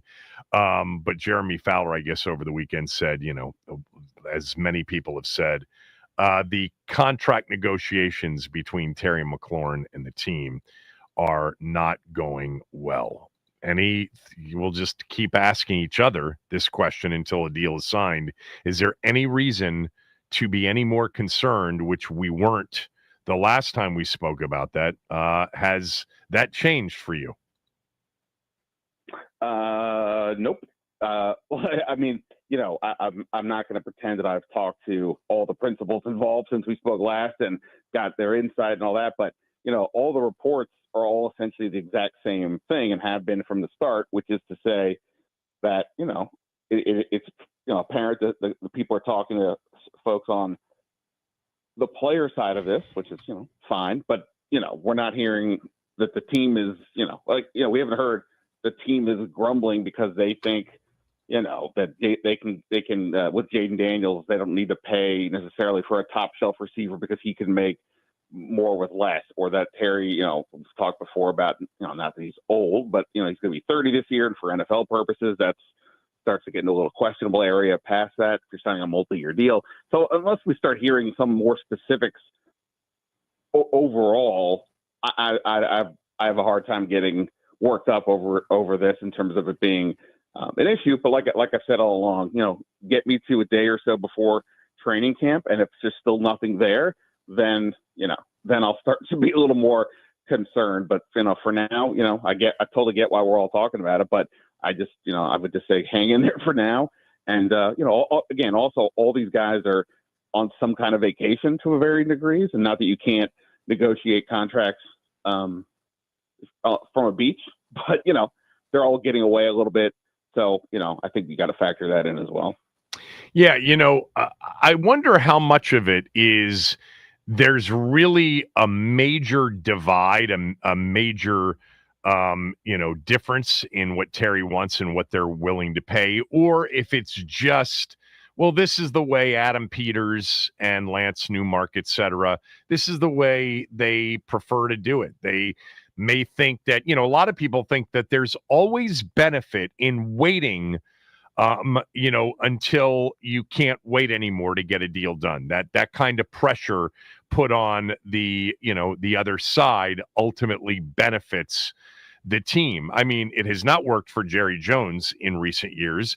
They extended Sam Cosmi. I looked this up over the weekend. Not that they had to extend Sam Cosmi, even though I'm sure he was probably, interested in an extension, but they didn't extend him until early September, right before the regular season started last year, when they gave him the 4-year, I think it was $75 million deal. I looked at it over the weekend. I think it was $75 million.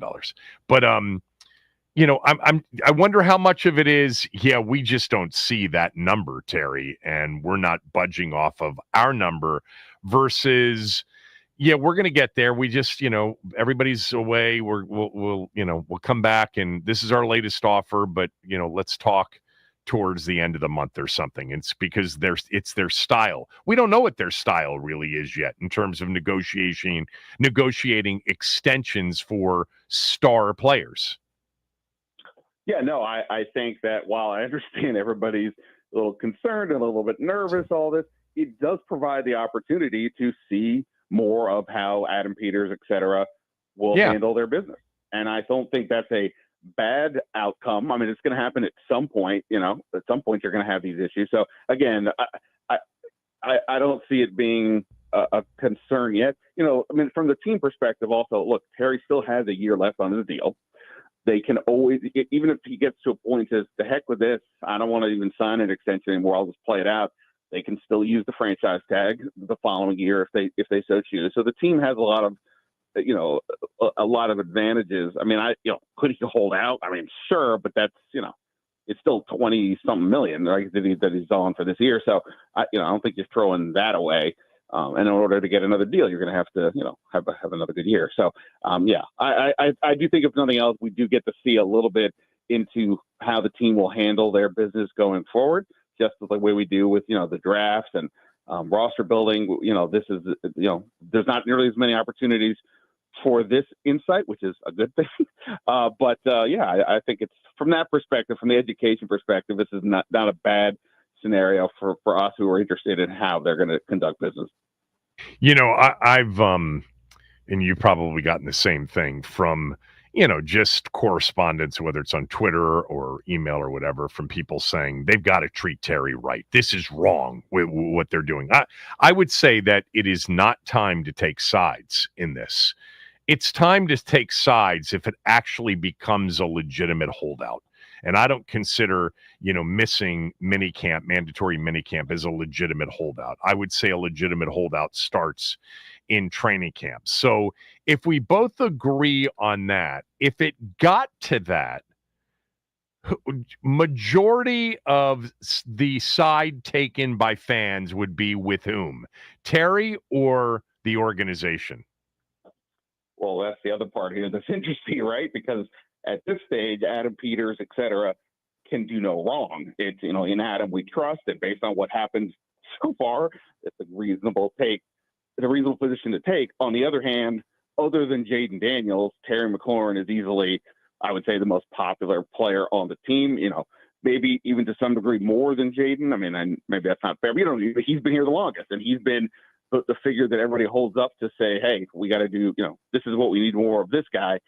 So, I think to some degree it'll ultimately probably the team, but Terry's going to be maybe the rare case where it's like, boy, what are you doing here? This is the guy, you guys got here 10 minutes ago. He's been here since 2019. And I think the other thing is not just from the outside perspective, but the internal perspective of fear of the players. There's Terry McLaurin, who is, held up again as the guy you want to emulate on the field, off the field, then if you're not giving this guy a deal, if you're playing really hardball with him, what does that mean for the rest of us down the line? And, I think that's the other part that has to get navigated here, maybe even more so than, any sort of public perception, because you need to, keep your locker room happy, keep everything positive. And, I don't see Terry, even if he didn't get a deal, coming in and, blowing up the place. But on the other hand, you're aware, you see it, and I'm sure they all talk on the side. So,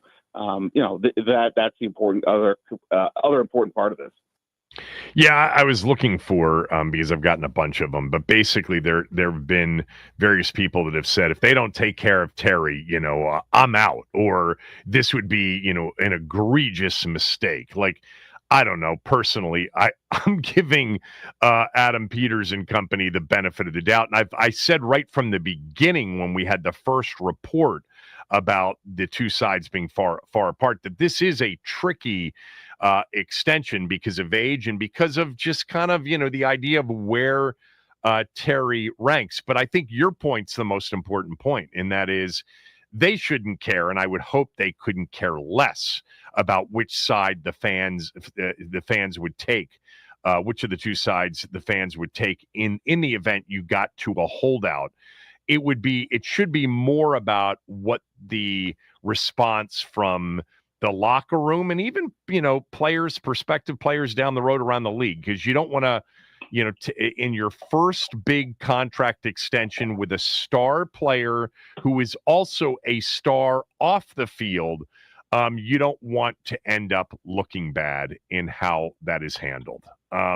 That's where the tricky part, it's another layer to why this isn't the easiest thing in the world. But that's more important than which side the fans would take. I just think it's interesting to consider, what if we're into preseason game number 2 and there's still a holdout and you're getting reports that they're not close. This is going to be a take sides situation in August.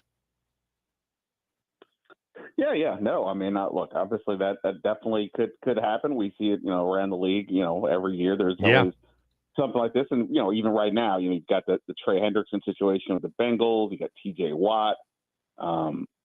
Micah Parsons hasn't reached contentious levels, but he's still waiting to get an extension and so on. So, yeah, no, I mean, these things happen. And, it's always more titillating to watch it from the outside when it's not your team. You're getting to watch somebody else right. potentially implode and so on. But yeah, it's it is a business. They got to figure these things out. But yeah, nothing has happened yet where I feel like, oh boy, this is the concern, and everything seems to be reasonable. And like we said, if nothing else, we get to see how they want to conduct business. Look at like Jerry Jones. I'm not saying remotely what he's doing makes sense. The way he constantly delays all of his all the signings and seems to wait too long.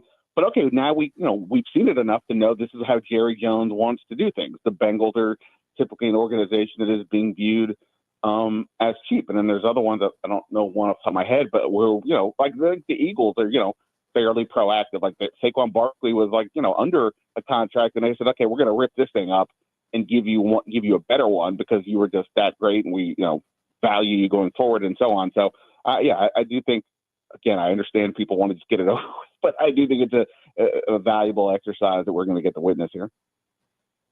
When was the last, you and I talked about recently the fact that this is an off season without any conversation about quarterback, other than where does Jaden rank, and that's been a debate, but there's no, daily debate about, who the quarterback should be or did they handle it right? When's the last time we had a real contract situation? It's Kirk, really, in terms of it creating great drama within the fan base. John Allen or Daron Payne, I mean, these weren't big dramas. We haven't had correct me if I'm wrong, we haven't had a big contract drama around here since 2017. Well, there was the Trent Williams situation. Oh, true. Yeah. That one also had to do with he just, couldn't stand the organization for how they treated him. But ultimately, I'm sure if they had given him, the money that he felt he earned, that probably gets over some bad feelings. But that was certainly a rough one. Yeah, for sure.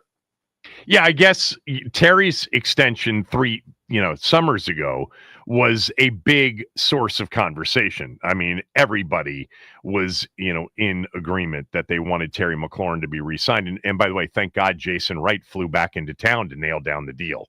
We're certainly thrilled that happened because it probably wouldn't have happened without it. What are you talking about football team wise these days since the last time we talked, which is a week ago? I haven't been doing as much monologuing, I would say, the last few episodes, and instead having, like, I had you on a couple weeks ago and had Ross Tucker on the other day, and it's more just like, okay, give me your opinion. How do you see the world? Because at least if nothing else, I'm on not the inside in terms of the organization, but I'm there, every day and looking at it from that perspective. But for everybody else who's on the outside, what's your view? And I think it gets interesting in talking to Ross, who's obviously a former offensive lineman, and I kind of just said to him, and he's also does a lot of work involving the Eagles now. So I was like, we're talking about the gap between these teams and how do you think Washington's done? And one thing he was bringing up was, the Laramie Tunsil situation. That, look, obviously he's a very good player, but the amount of penalties he had last year, primarily for false starts. Was, he had a bunch of false starts. Yeah, pretty staggering. Led the league easily. I think 2 out of the last 3 years. Yeah, I think that's right. So that it's like, okay, sure, we can say he's a great pass blocker, and that's better than what they had. And they had to do that and all that, but penalties are problematic, and these are they can be drive killers, as we know, for sure. So what's going on with that, and then also to the end, why did Houston decide that? Right. Even though they have their own young quarterback in CJ Stroud, like, why did they decide to move on from a guy who's been a pillar for them? So he wasn't throwing cold water on it, but like at the same point, I do think it's a fair question. All the guys that they added, the last 3 big trades they made, essentially the Lattimore, Samuel, and Tunsil, none of them are clean situations. I mean, they all have legitimate questions to them. And, Tunsil, again, they I think they had to upgrade the line. There just was literally no offensive tackle this year in free agency.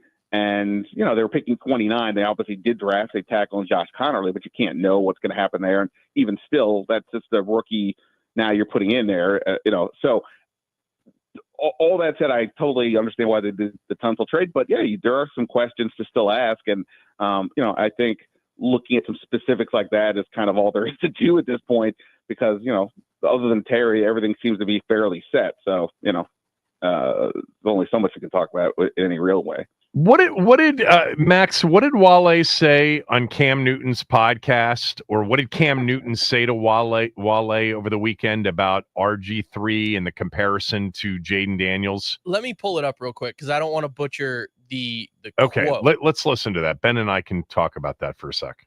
Sure. Here, it's from at J Daniels MVP. Here is the quote. Potential one-hit wonder. Nah. What makes him different? I think he. Oh boy, what happened there? I pulled it up on not on Twitter, on the native but browser. The idea was that Cam Newton basically asked Wale, who's a big Washington fan, as most of you know, if Jaden Daniels is a one-hit wonder. This is what we talked about, by the way, the other day. Just this idea of have we crowned him too early? Ben, I don't think I asked you that question. On the day before July 4th, which would have been Thursday of last week, we had somebody essentially say you guys have crowned Jaden Daniels too early. We can get into what that means, but I think the overly optimistic idea, or the very optimistic idea that what we saw last year was not a one-year wonder, it was not an aberration. It's what we're going to see every year. What do you say to that? Yeah, I mean, I think one thing I've been saying is that I have to sort of check myself at times. Right. Not just because, sure, it's the case. It's only been 1 year. I mean, we've plenty of rookie of the years in sports who've, never reached those, kind of heights again. Or, they didn't, it wasn't just an upward trajectory the whole time. And, for me specifically, this is rare to be this positive about somebody after just 1 year, regardless of how good it was. But again, I mean, I think I'm being pretty objective in saying what does he need to do to work on, other than just like, whether you're Tom Brady or any other quarterback, you always want to improve over the course of your career, whatever that may be. But it's the incremental stuff, or it's, fine tuning something you're already pretty good at. Now you're making it better, as opposed to, well, he threw 23 interceptions or he took an insane amount of sacks. The Sam Howell year, the offensive line wasn't great, but he was also holding onto the ball a bit, and that was leading to the sacks. Or, he's taking too many hits or whatever it might be. There's nothing that's that glaring. I mean, I don't think that the staff would disagree with that. So based on that, and then factor in his demeanor, he isn't, he didn't, if he's ever going to run around and have, an off season where he is, yelling like he's DiCaprio in Titanic, I'm the king of the world.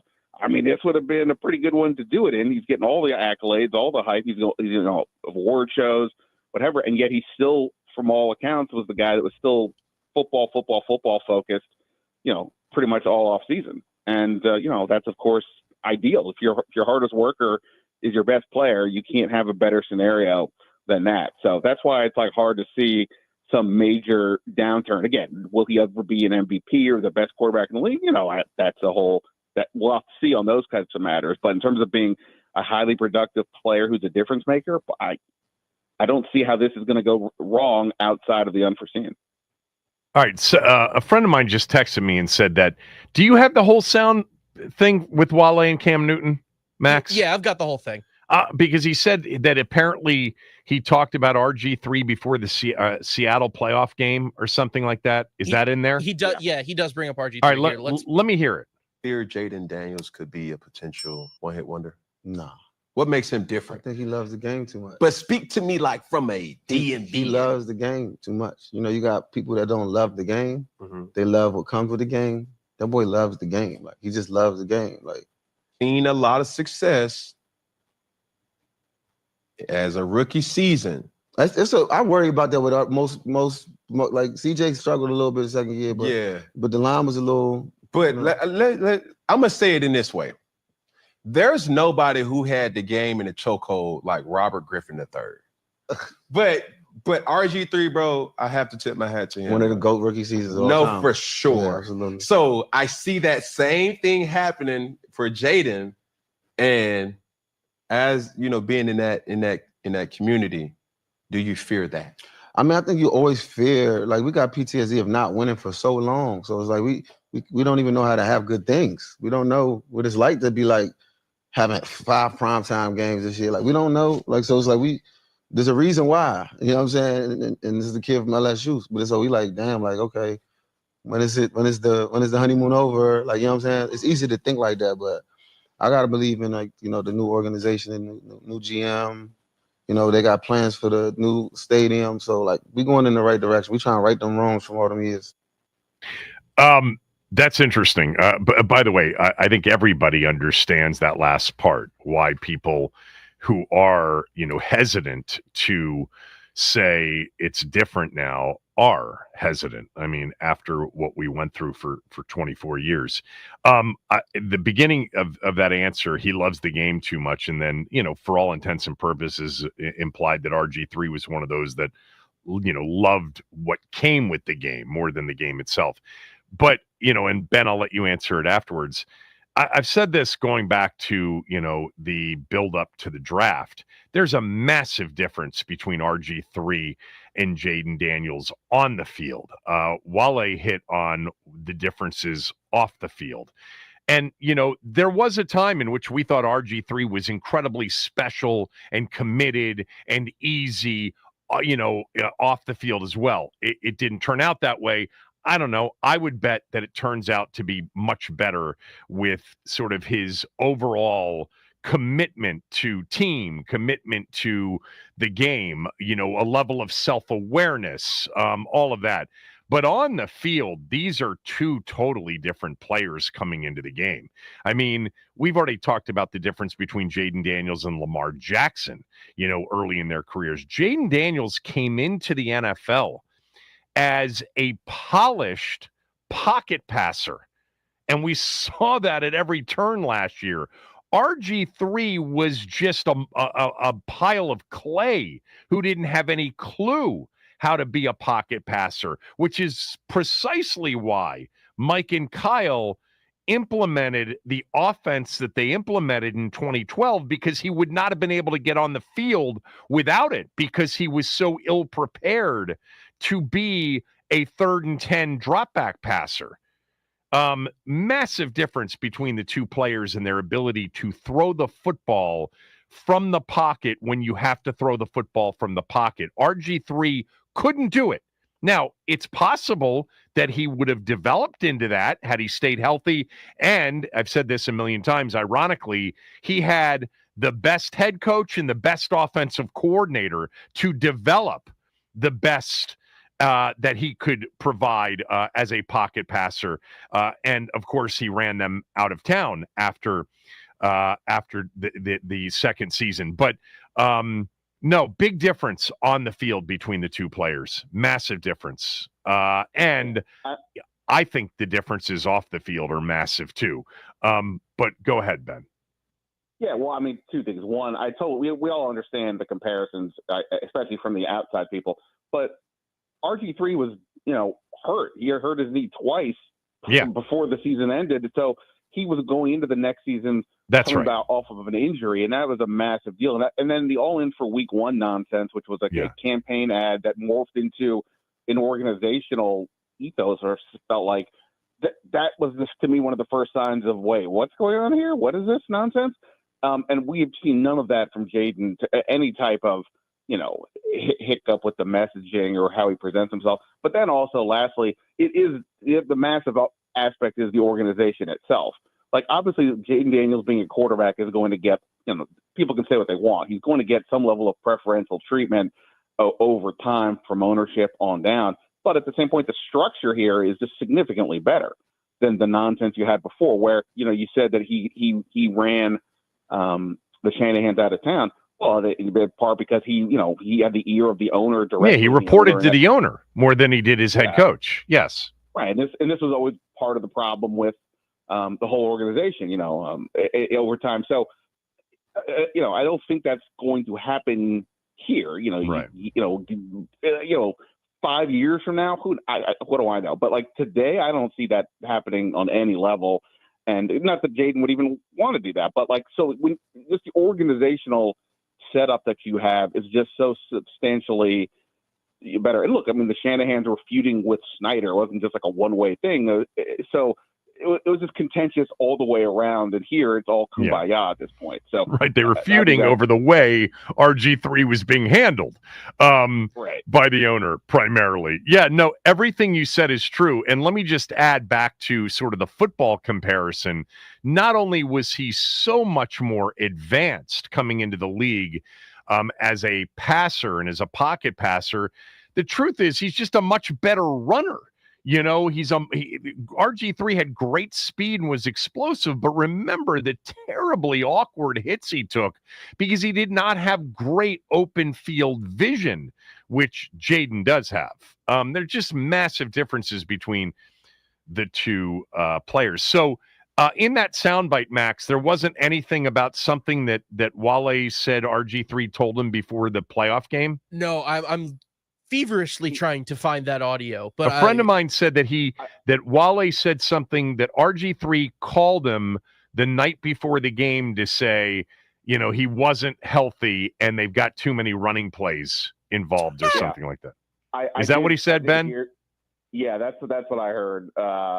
Yes, again, obviously take it for what it's worth, but yeah, the game plan was as if he was healthy, and RG3 was supposedly telling Wale, he's not so sure about that. And yeah, that's a fair, critique, if in the sense of like, why, you got to protect him at all costs. But is what it is. By the way, we spent time last year discussing whether Jaden Daniels knows how to slide, which was a largely waste of time. RG3 did not know how to slide. No, he didn't. Like that.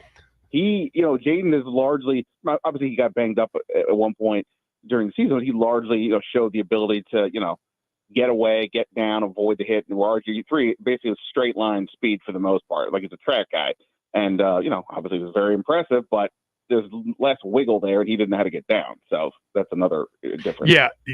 Going back to, we've litigated and relitigated over and over, for the last 12 years on this at various times. But, the bottom line is heading into that Philadelphia game, Mike, had shared with Tommy and I back in 2015, we were very clear that if he was hurt and wasn't going to be able to run the offense that we had run, that Kirk was going to play because they could not win if they only had him available to hand the ball off and then throw from the pocket. And, they thought that at times during down the stretch, he was exaggerating the injuries so that they wouldn't run read option or that zone read because Kirk didn't run it in the Cleveland game. But he ended up having a big game against the Cowboys heading into the postseason as a runner. Alfred Morris had the big game, but he had a really good game. And so not to mention, we know that, from the NFL film stuff, he was not totally honest during the game about the state of his knee. So many people will say you had to be blind not to know that he was hurt. He should have never played. That's fine. We just saw Tyrese Halliburton out in Game 7 with an injury that definitely could lead to something catastrophic, which it ultimately did. These are competitors. These are the highest levels of the sport.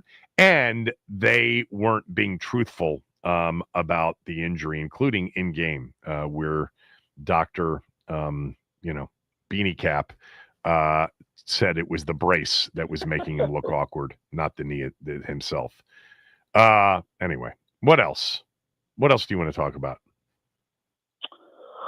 Wow, I don't know what else there is with the Commanders. I continue to be it is wild to see that the Commanders and the Wizards are simultaneously having a rebirth from a functional standpoint that, both of these franchises, for years were making just, for different ways, poor decisions that were always sort of short term without any vision. And the Commanders showed they've got longer term vision with what they've done so far, and the Wizards, acquiring one young guy after another, and we'll see if any of them pan out. But yeah, you got to take swings, you got to get upside, you got to get hope, and they had none of that a couple years ago, and now you've got 9 guys who were drafted in the last 3 years, and right. we'll see. I've long way to go, but I like the path that they're on. Since you mentioned it at the top. Yeah, I'm totally with you on that. With that said, they've won 15 and 18 games, and they're probably going to not win a whole hell of a lot of games next year. They better not, because their pick is protected for top 9, I believe. And we'll see. They just have to land on a truly great player and another 1 to 2 really, really good players. And we'll find out if they land on those players. But we know that they're doing it the right way, and I agree with that. Thank you. I'll talk to you on Friday. Of course, man. See ya. All right. My thoughts on what the Wizards did over the weekend, trading for Cam Whitmore in a deal with the Houston Rockets when we come back. Kevin Sheehan Show, the Team 980 and the Team980.com.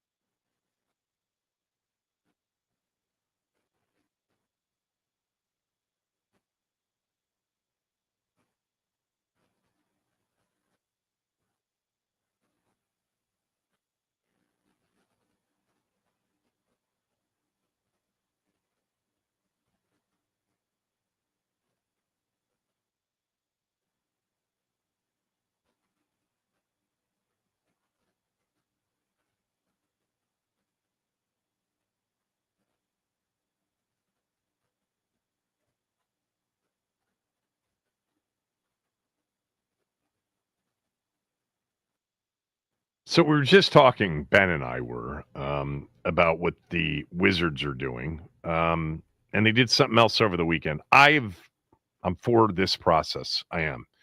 No guarantees, and not so sure why many of you believe that trading for Cam Whitmore is going to make them a playoff team. I saw some of that on social media before the show. I certainly don't think that's the case. You don't want them to be a playoff team next year. They've got a protected first-round pick in the top 9. So for those of you that don't know, a lot about Cam Whitmore, he's from the area, grew up a Wizards fan, went to Villanova, big recruiting battle for Cam Whitmore when he was growing up and playing in Annapolis at Archbishop Spalding. He came out in the 23 draft. That's the Coulibaly draft. And he was selected 20 overall by Houston in that draft. Some people thought he was, under drafted, that he was, potentially a top 15-ish kind of pick. Washington, according to reports at the time, they were very interested in Cam Whitmore and potentially thought about or even inquired about getting back into the first round to select Cam Whitmore. But Houston selected him instead. He's a 6'7", 225, 230-pound wing. Washington's got plenty of wings on their roster, that's for sure. To me, this is like overall, this is they traded 2 second-round picks. A second-round pick next year, which is the pick they acquired from Charlotte, and a 2029 second-rounder. The Wizards have so many picks, firsts and seconds, right through the early 2030s. This is not a high cost. So I like the trade. I like the low risk of 2 second-rounders for a player who was a first-round selection that they really liked 2 years ago. It's an inexpensive cost for maybe a big reward for a guy who's a tremendous athlete. He really is. I'll get back to Whitmore in a moment. The Wizards now have, in 3 drafts, 9 first-round picks from 23, 24, and 25. Coulibaly and Whitmore from the 23 draft. Sarr, Carrington, George, and then A.J. Johnson and their recent trade for Dylan Jones from the 24 draft, and then Trey Johnson and Will Riley from this most recent draft. 9 first-round players from the last 3 drafts. That's interesting. This is the place they're going. I mean, they've got 3 19-year-olds in Carrington, Trey Johnson, and Will Riley. They've got 4 20-year-olds in Sarr, A.J. Johnson, Coulibaly, and Whitmore. Whitmore turns 21, I think, this month. They've got a 21-year-old in Keyshawn George. And then, those are the players that they've acquired via the draft, those 9 over the last 3 years. I mean, they got a young team. It takes time in the NBA. Didn't for Oklahoma City, only took a couple years, but that is the aberration, not the norm. Look, Houston, for those of you who don't follow the NBA, but, are interested in what the Wizards are doing. Houston, coached by Udoka, is a defensive first team. He's a defensive first coach. They were an outstanding defensive team during the course of this past season. They were unbelievable in the postseason defensively. They ended up losing to the Warriors, but my God, that was a series. The physical nature of that series was outstanding and fun to watch. In 7 games, in a game 7, by the way, at home against Golden State. And Golden State had, terrific performances on the defensive end from guys like Şengün and Amen Thompson, who was a star in the making, Dylan Brooks. They were a very good defensive team. And Cam Whitmore wasn't getting any time for this Houston team. So everybody in Houston knew that they were going to be moving on from Whitmore. Whether or not they got back enough for Whitmore, and there was other team interest in Whitmore, I don't know. Seems like a pretty good deal for the Wizards, to be honest with you. 2 seconds for a guy that got picked at number 20 2 drafts ago, hasn't played that much. When he has played, it's been typically during, blowouts at the end of games. He's started a couple of games because of injuries. And what he's done really as a player in Houston is, not that much. He averaged this year, he did average 9.4 points per game, averaged 12.3 as a rookie in back up 16, 17, 18 minutes a game. He's not a defender. And that's probably one of the reasons Houston wanted to move on from him. They want tough defenders. He's also not a great creator, for other players. He's young, though. There's all this talent, unbelievable athletic talent. I mean, he was an athlete in high school. He was an athlete at Nova. He has been, he's been an athlete. He dunks with an edge, man. He goes after it. Here's what he doesn't do well. I already mentioned one thing, that, it's not just whether or not technically he's a good defender. It looks like he's not always interested in defending. That needs to change. And it might with maturity. Number 2 is, he's not a great creator for other players. At least he hasn't been yet. Even going back to Nova in the one season he was there, he averaged 12.5 points a game. He averaged less than 1 assist a game at Nova. In his 2 NBA seasons, he's averaged less than 1 assist, even though he's averaged, 9.4 points per game this year, 12.3 points per game. And then here's the last thing I'll mention. He's not a bad shooter in terms of the ball comes off his fingertips really well, really good arc. It's a very slow operation in his jump shot. And that's the one thing I remember when I was not the biggest Cam Whitmore guy in the 2023 draft. And we spent some time on him because he was a local. And because there was a lot of interest from Wizards fans in taking Cam Whitmore, at their original position before they traded up to get Coulibaly. And I wasn't the biggest fan of Whitmore. It's impossible. We say this all the time, especially about the NBA draft, when they're, 18 years old. We have no idea what they're going to develop into. But the shooting process is not quick. It's a slower process. I love it the way it comes off his fingertips, the arc, and, he shoots it at a decent level. Shoots from behind the arc. He could be better, but he's in the 35 percentile percentage. What did he shoot field goal percentage this past year? 44.4%. A lot of that's probably at the rim and dunks. But here's what you look at, okay? Great shooters. You never see a great shooter struggle from the free throw line. It's not like he had a lot of attempts. Understood. He's not playing a lot of minutes. But he shot 67.9% in his rookie season from the free throw line, and he shot 75% last year. At Villanova in college, he shot 70% from the free throw line.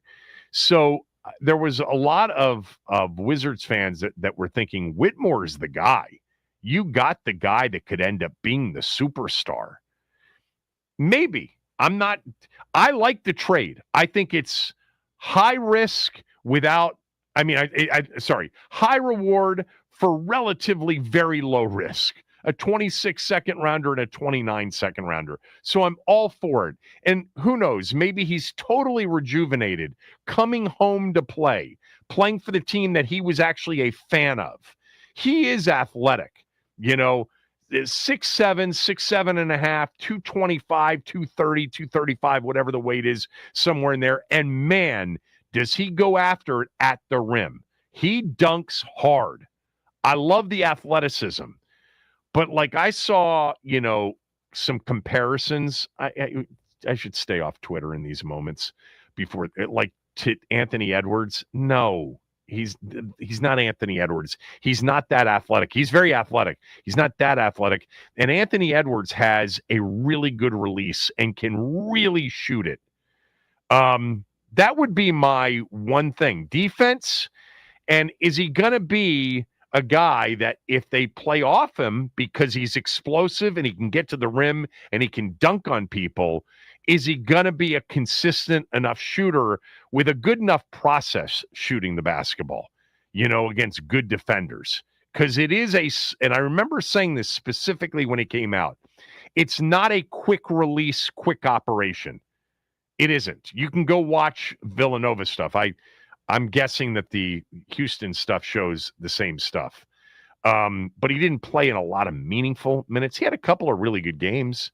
I think he had a 34-point game late in the season.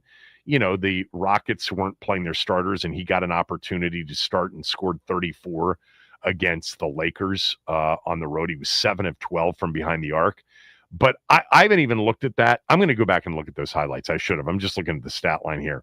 I'm going to bet this is not a lot of starters in the game. He's not well defended on any of these threes, so that the slow process of shooting an open three, because it does come off his fingertips well, it's a good stroke. It's just a slower stroke.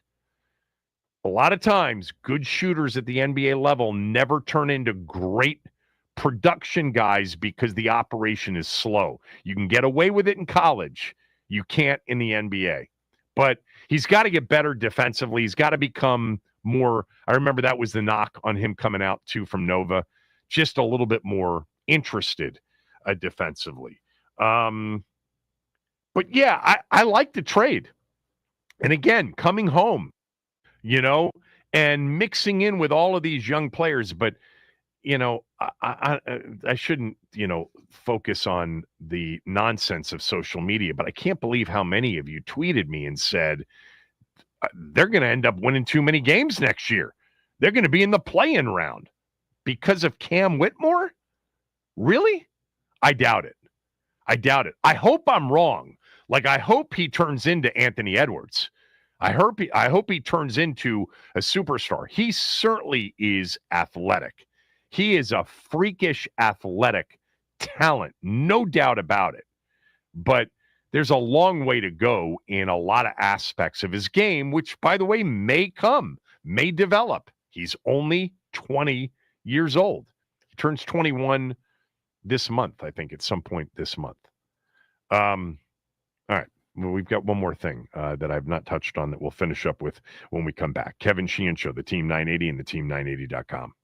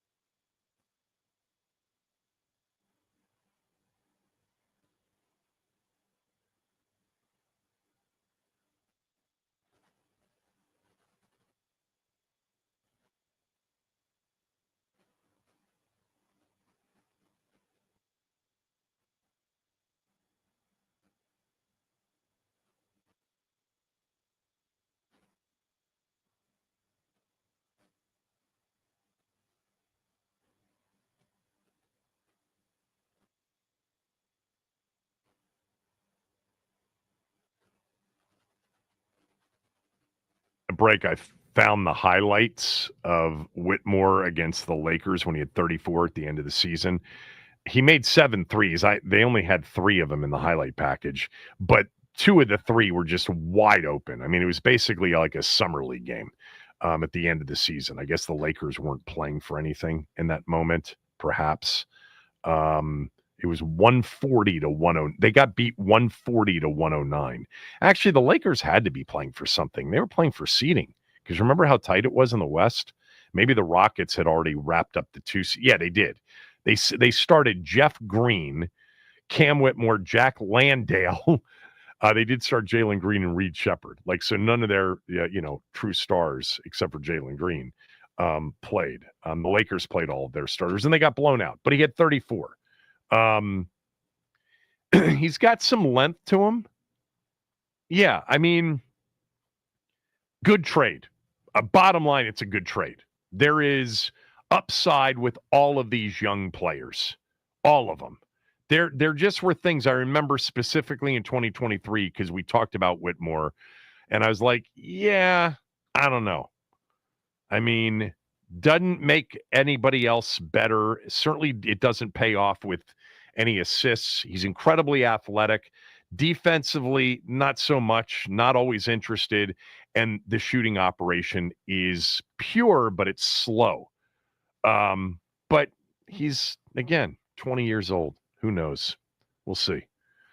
Yeah, it's going to be interesting to watch them this year, all those young players. And without a Jordan Poole dominating, the ball. And I think that's why they moved on from Poole, no doubt.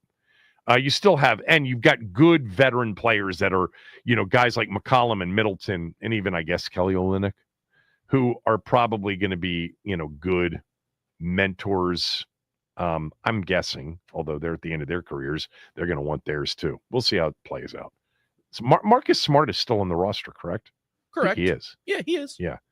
Oh, I wanted to finish with this real quickly. With all these trades completed over the weekend, because of the July 6th deadline, that Kevin Durant trade to Houston involved 7 teams. It was a record-setting NBA trade in terms of the number of teams involved to get this thing done. The Suns and Rockets were obviously involved, as were the New Jersey Nets, Golden State Warriors, Atlanta Hawks, LA Lakers, and Minnesota Timberwolves. Never in the history of the NBA has a trade involved that many teams. The record was 6. The record is now 7. They mentioned which I think the Klay Thompson deal may have been 6 teams involved in that trade recently. All right, we're done for the day. Chris is next.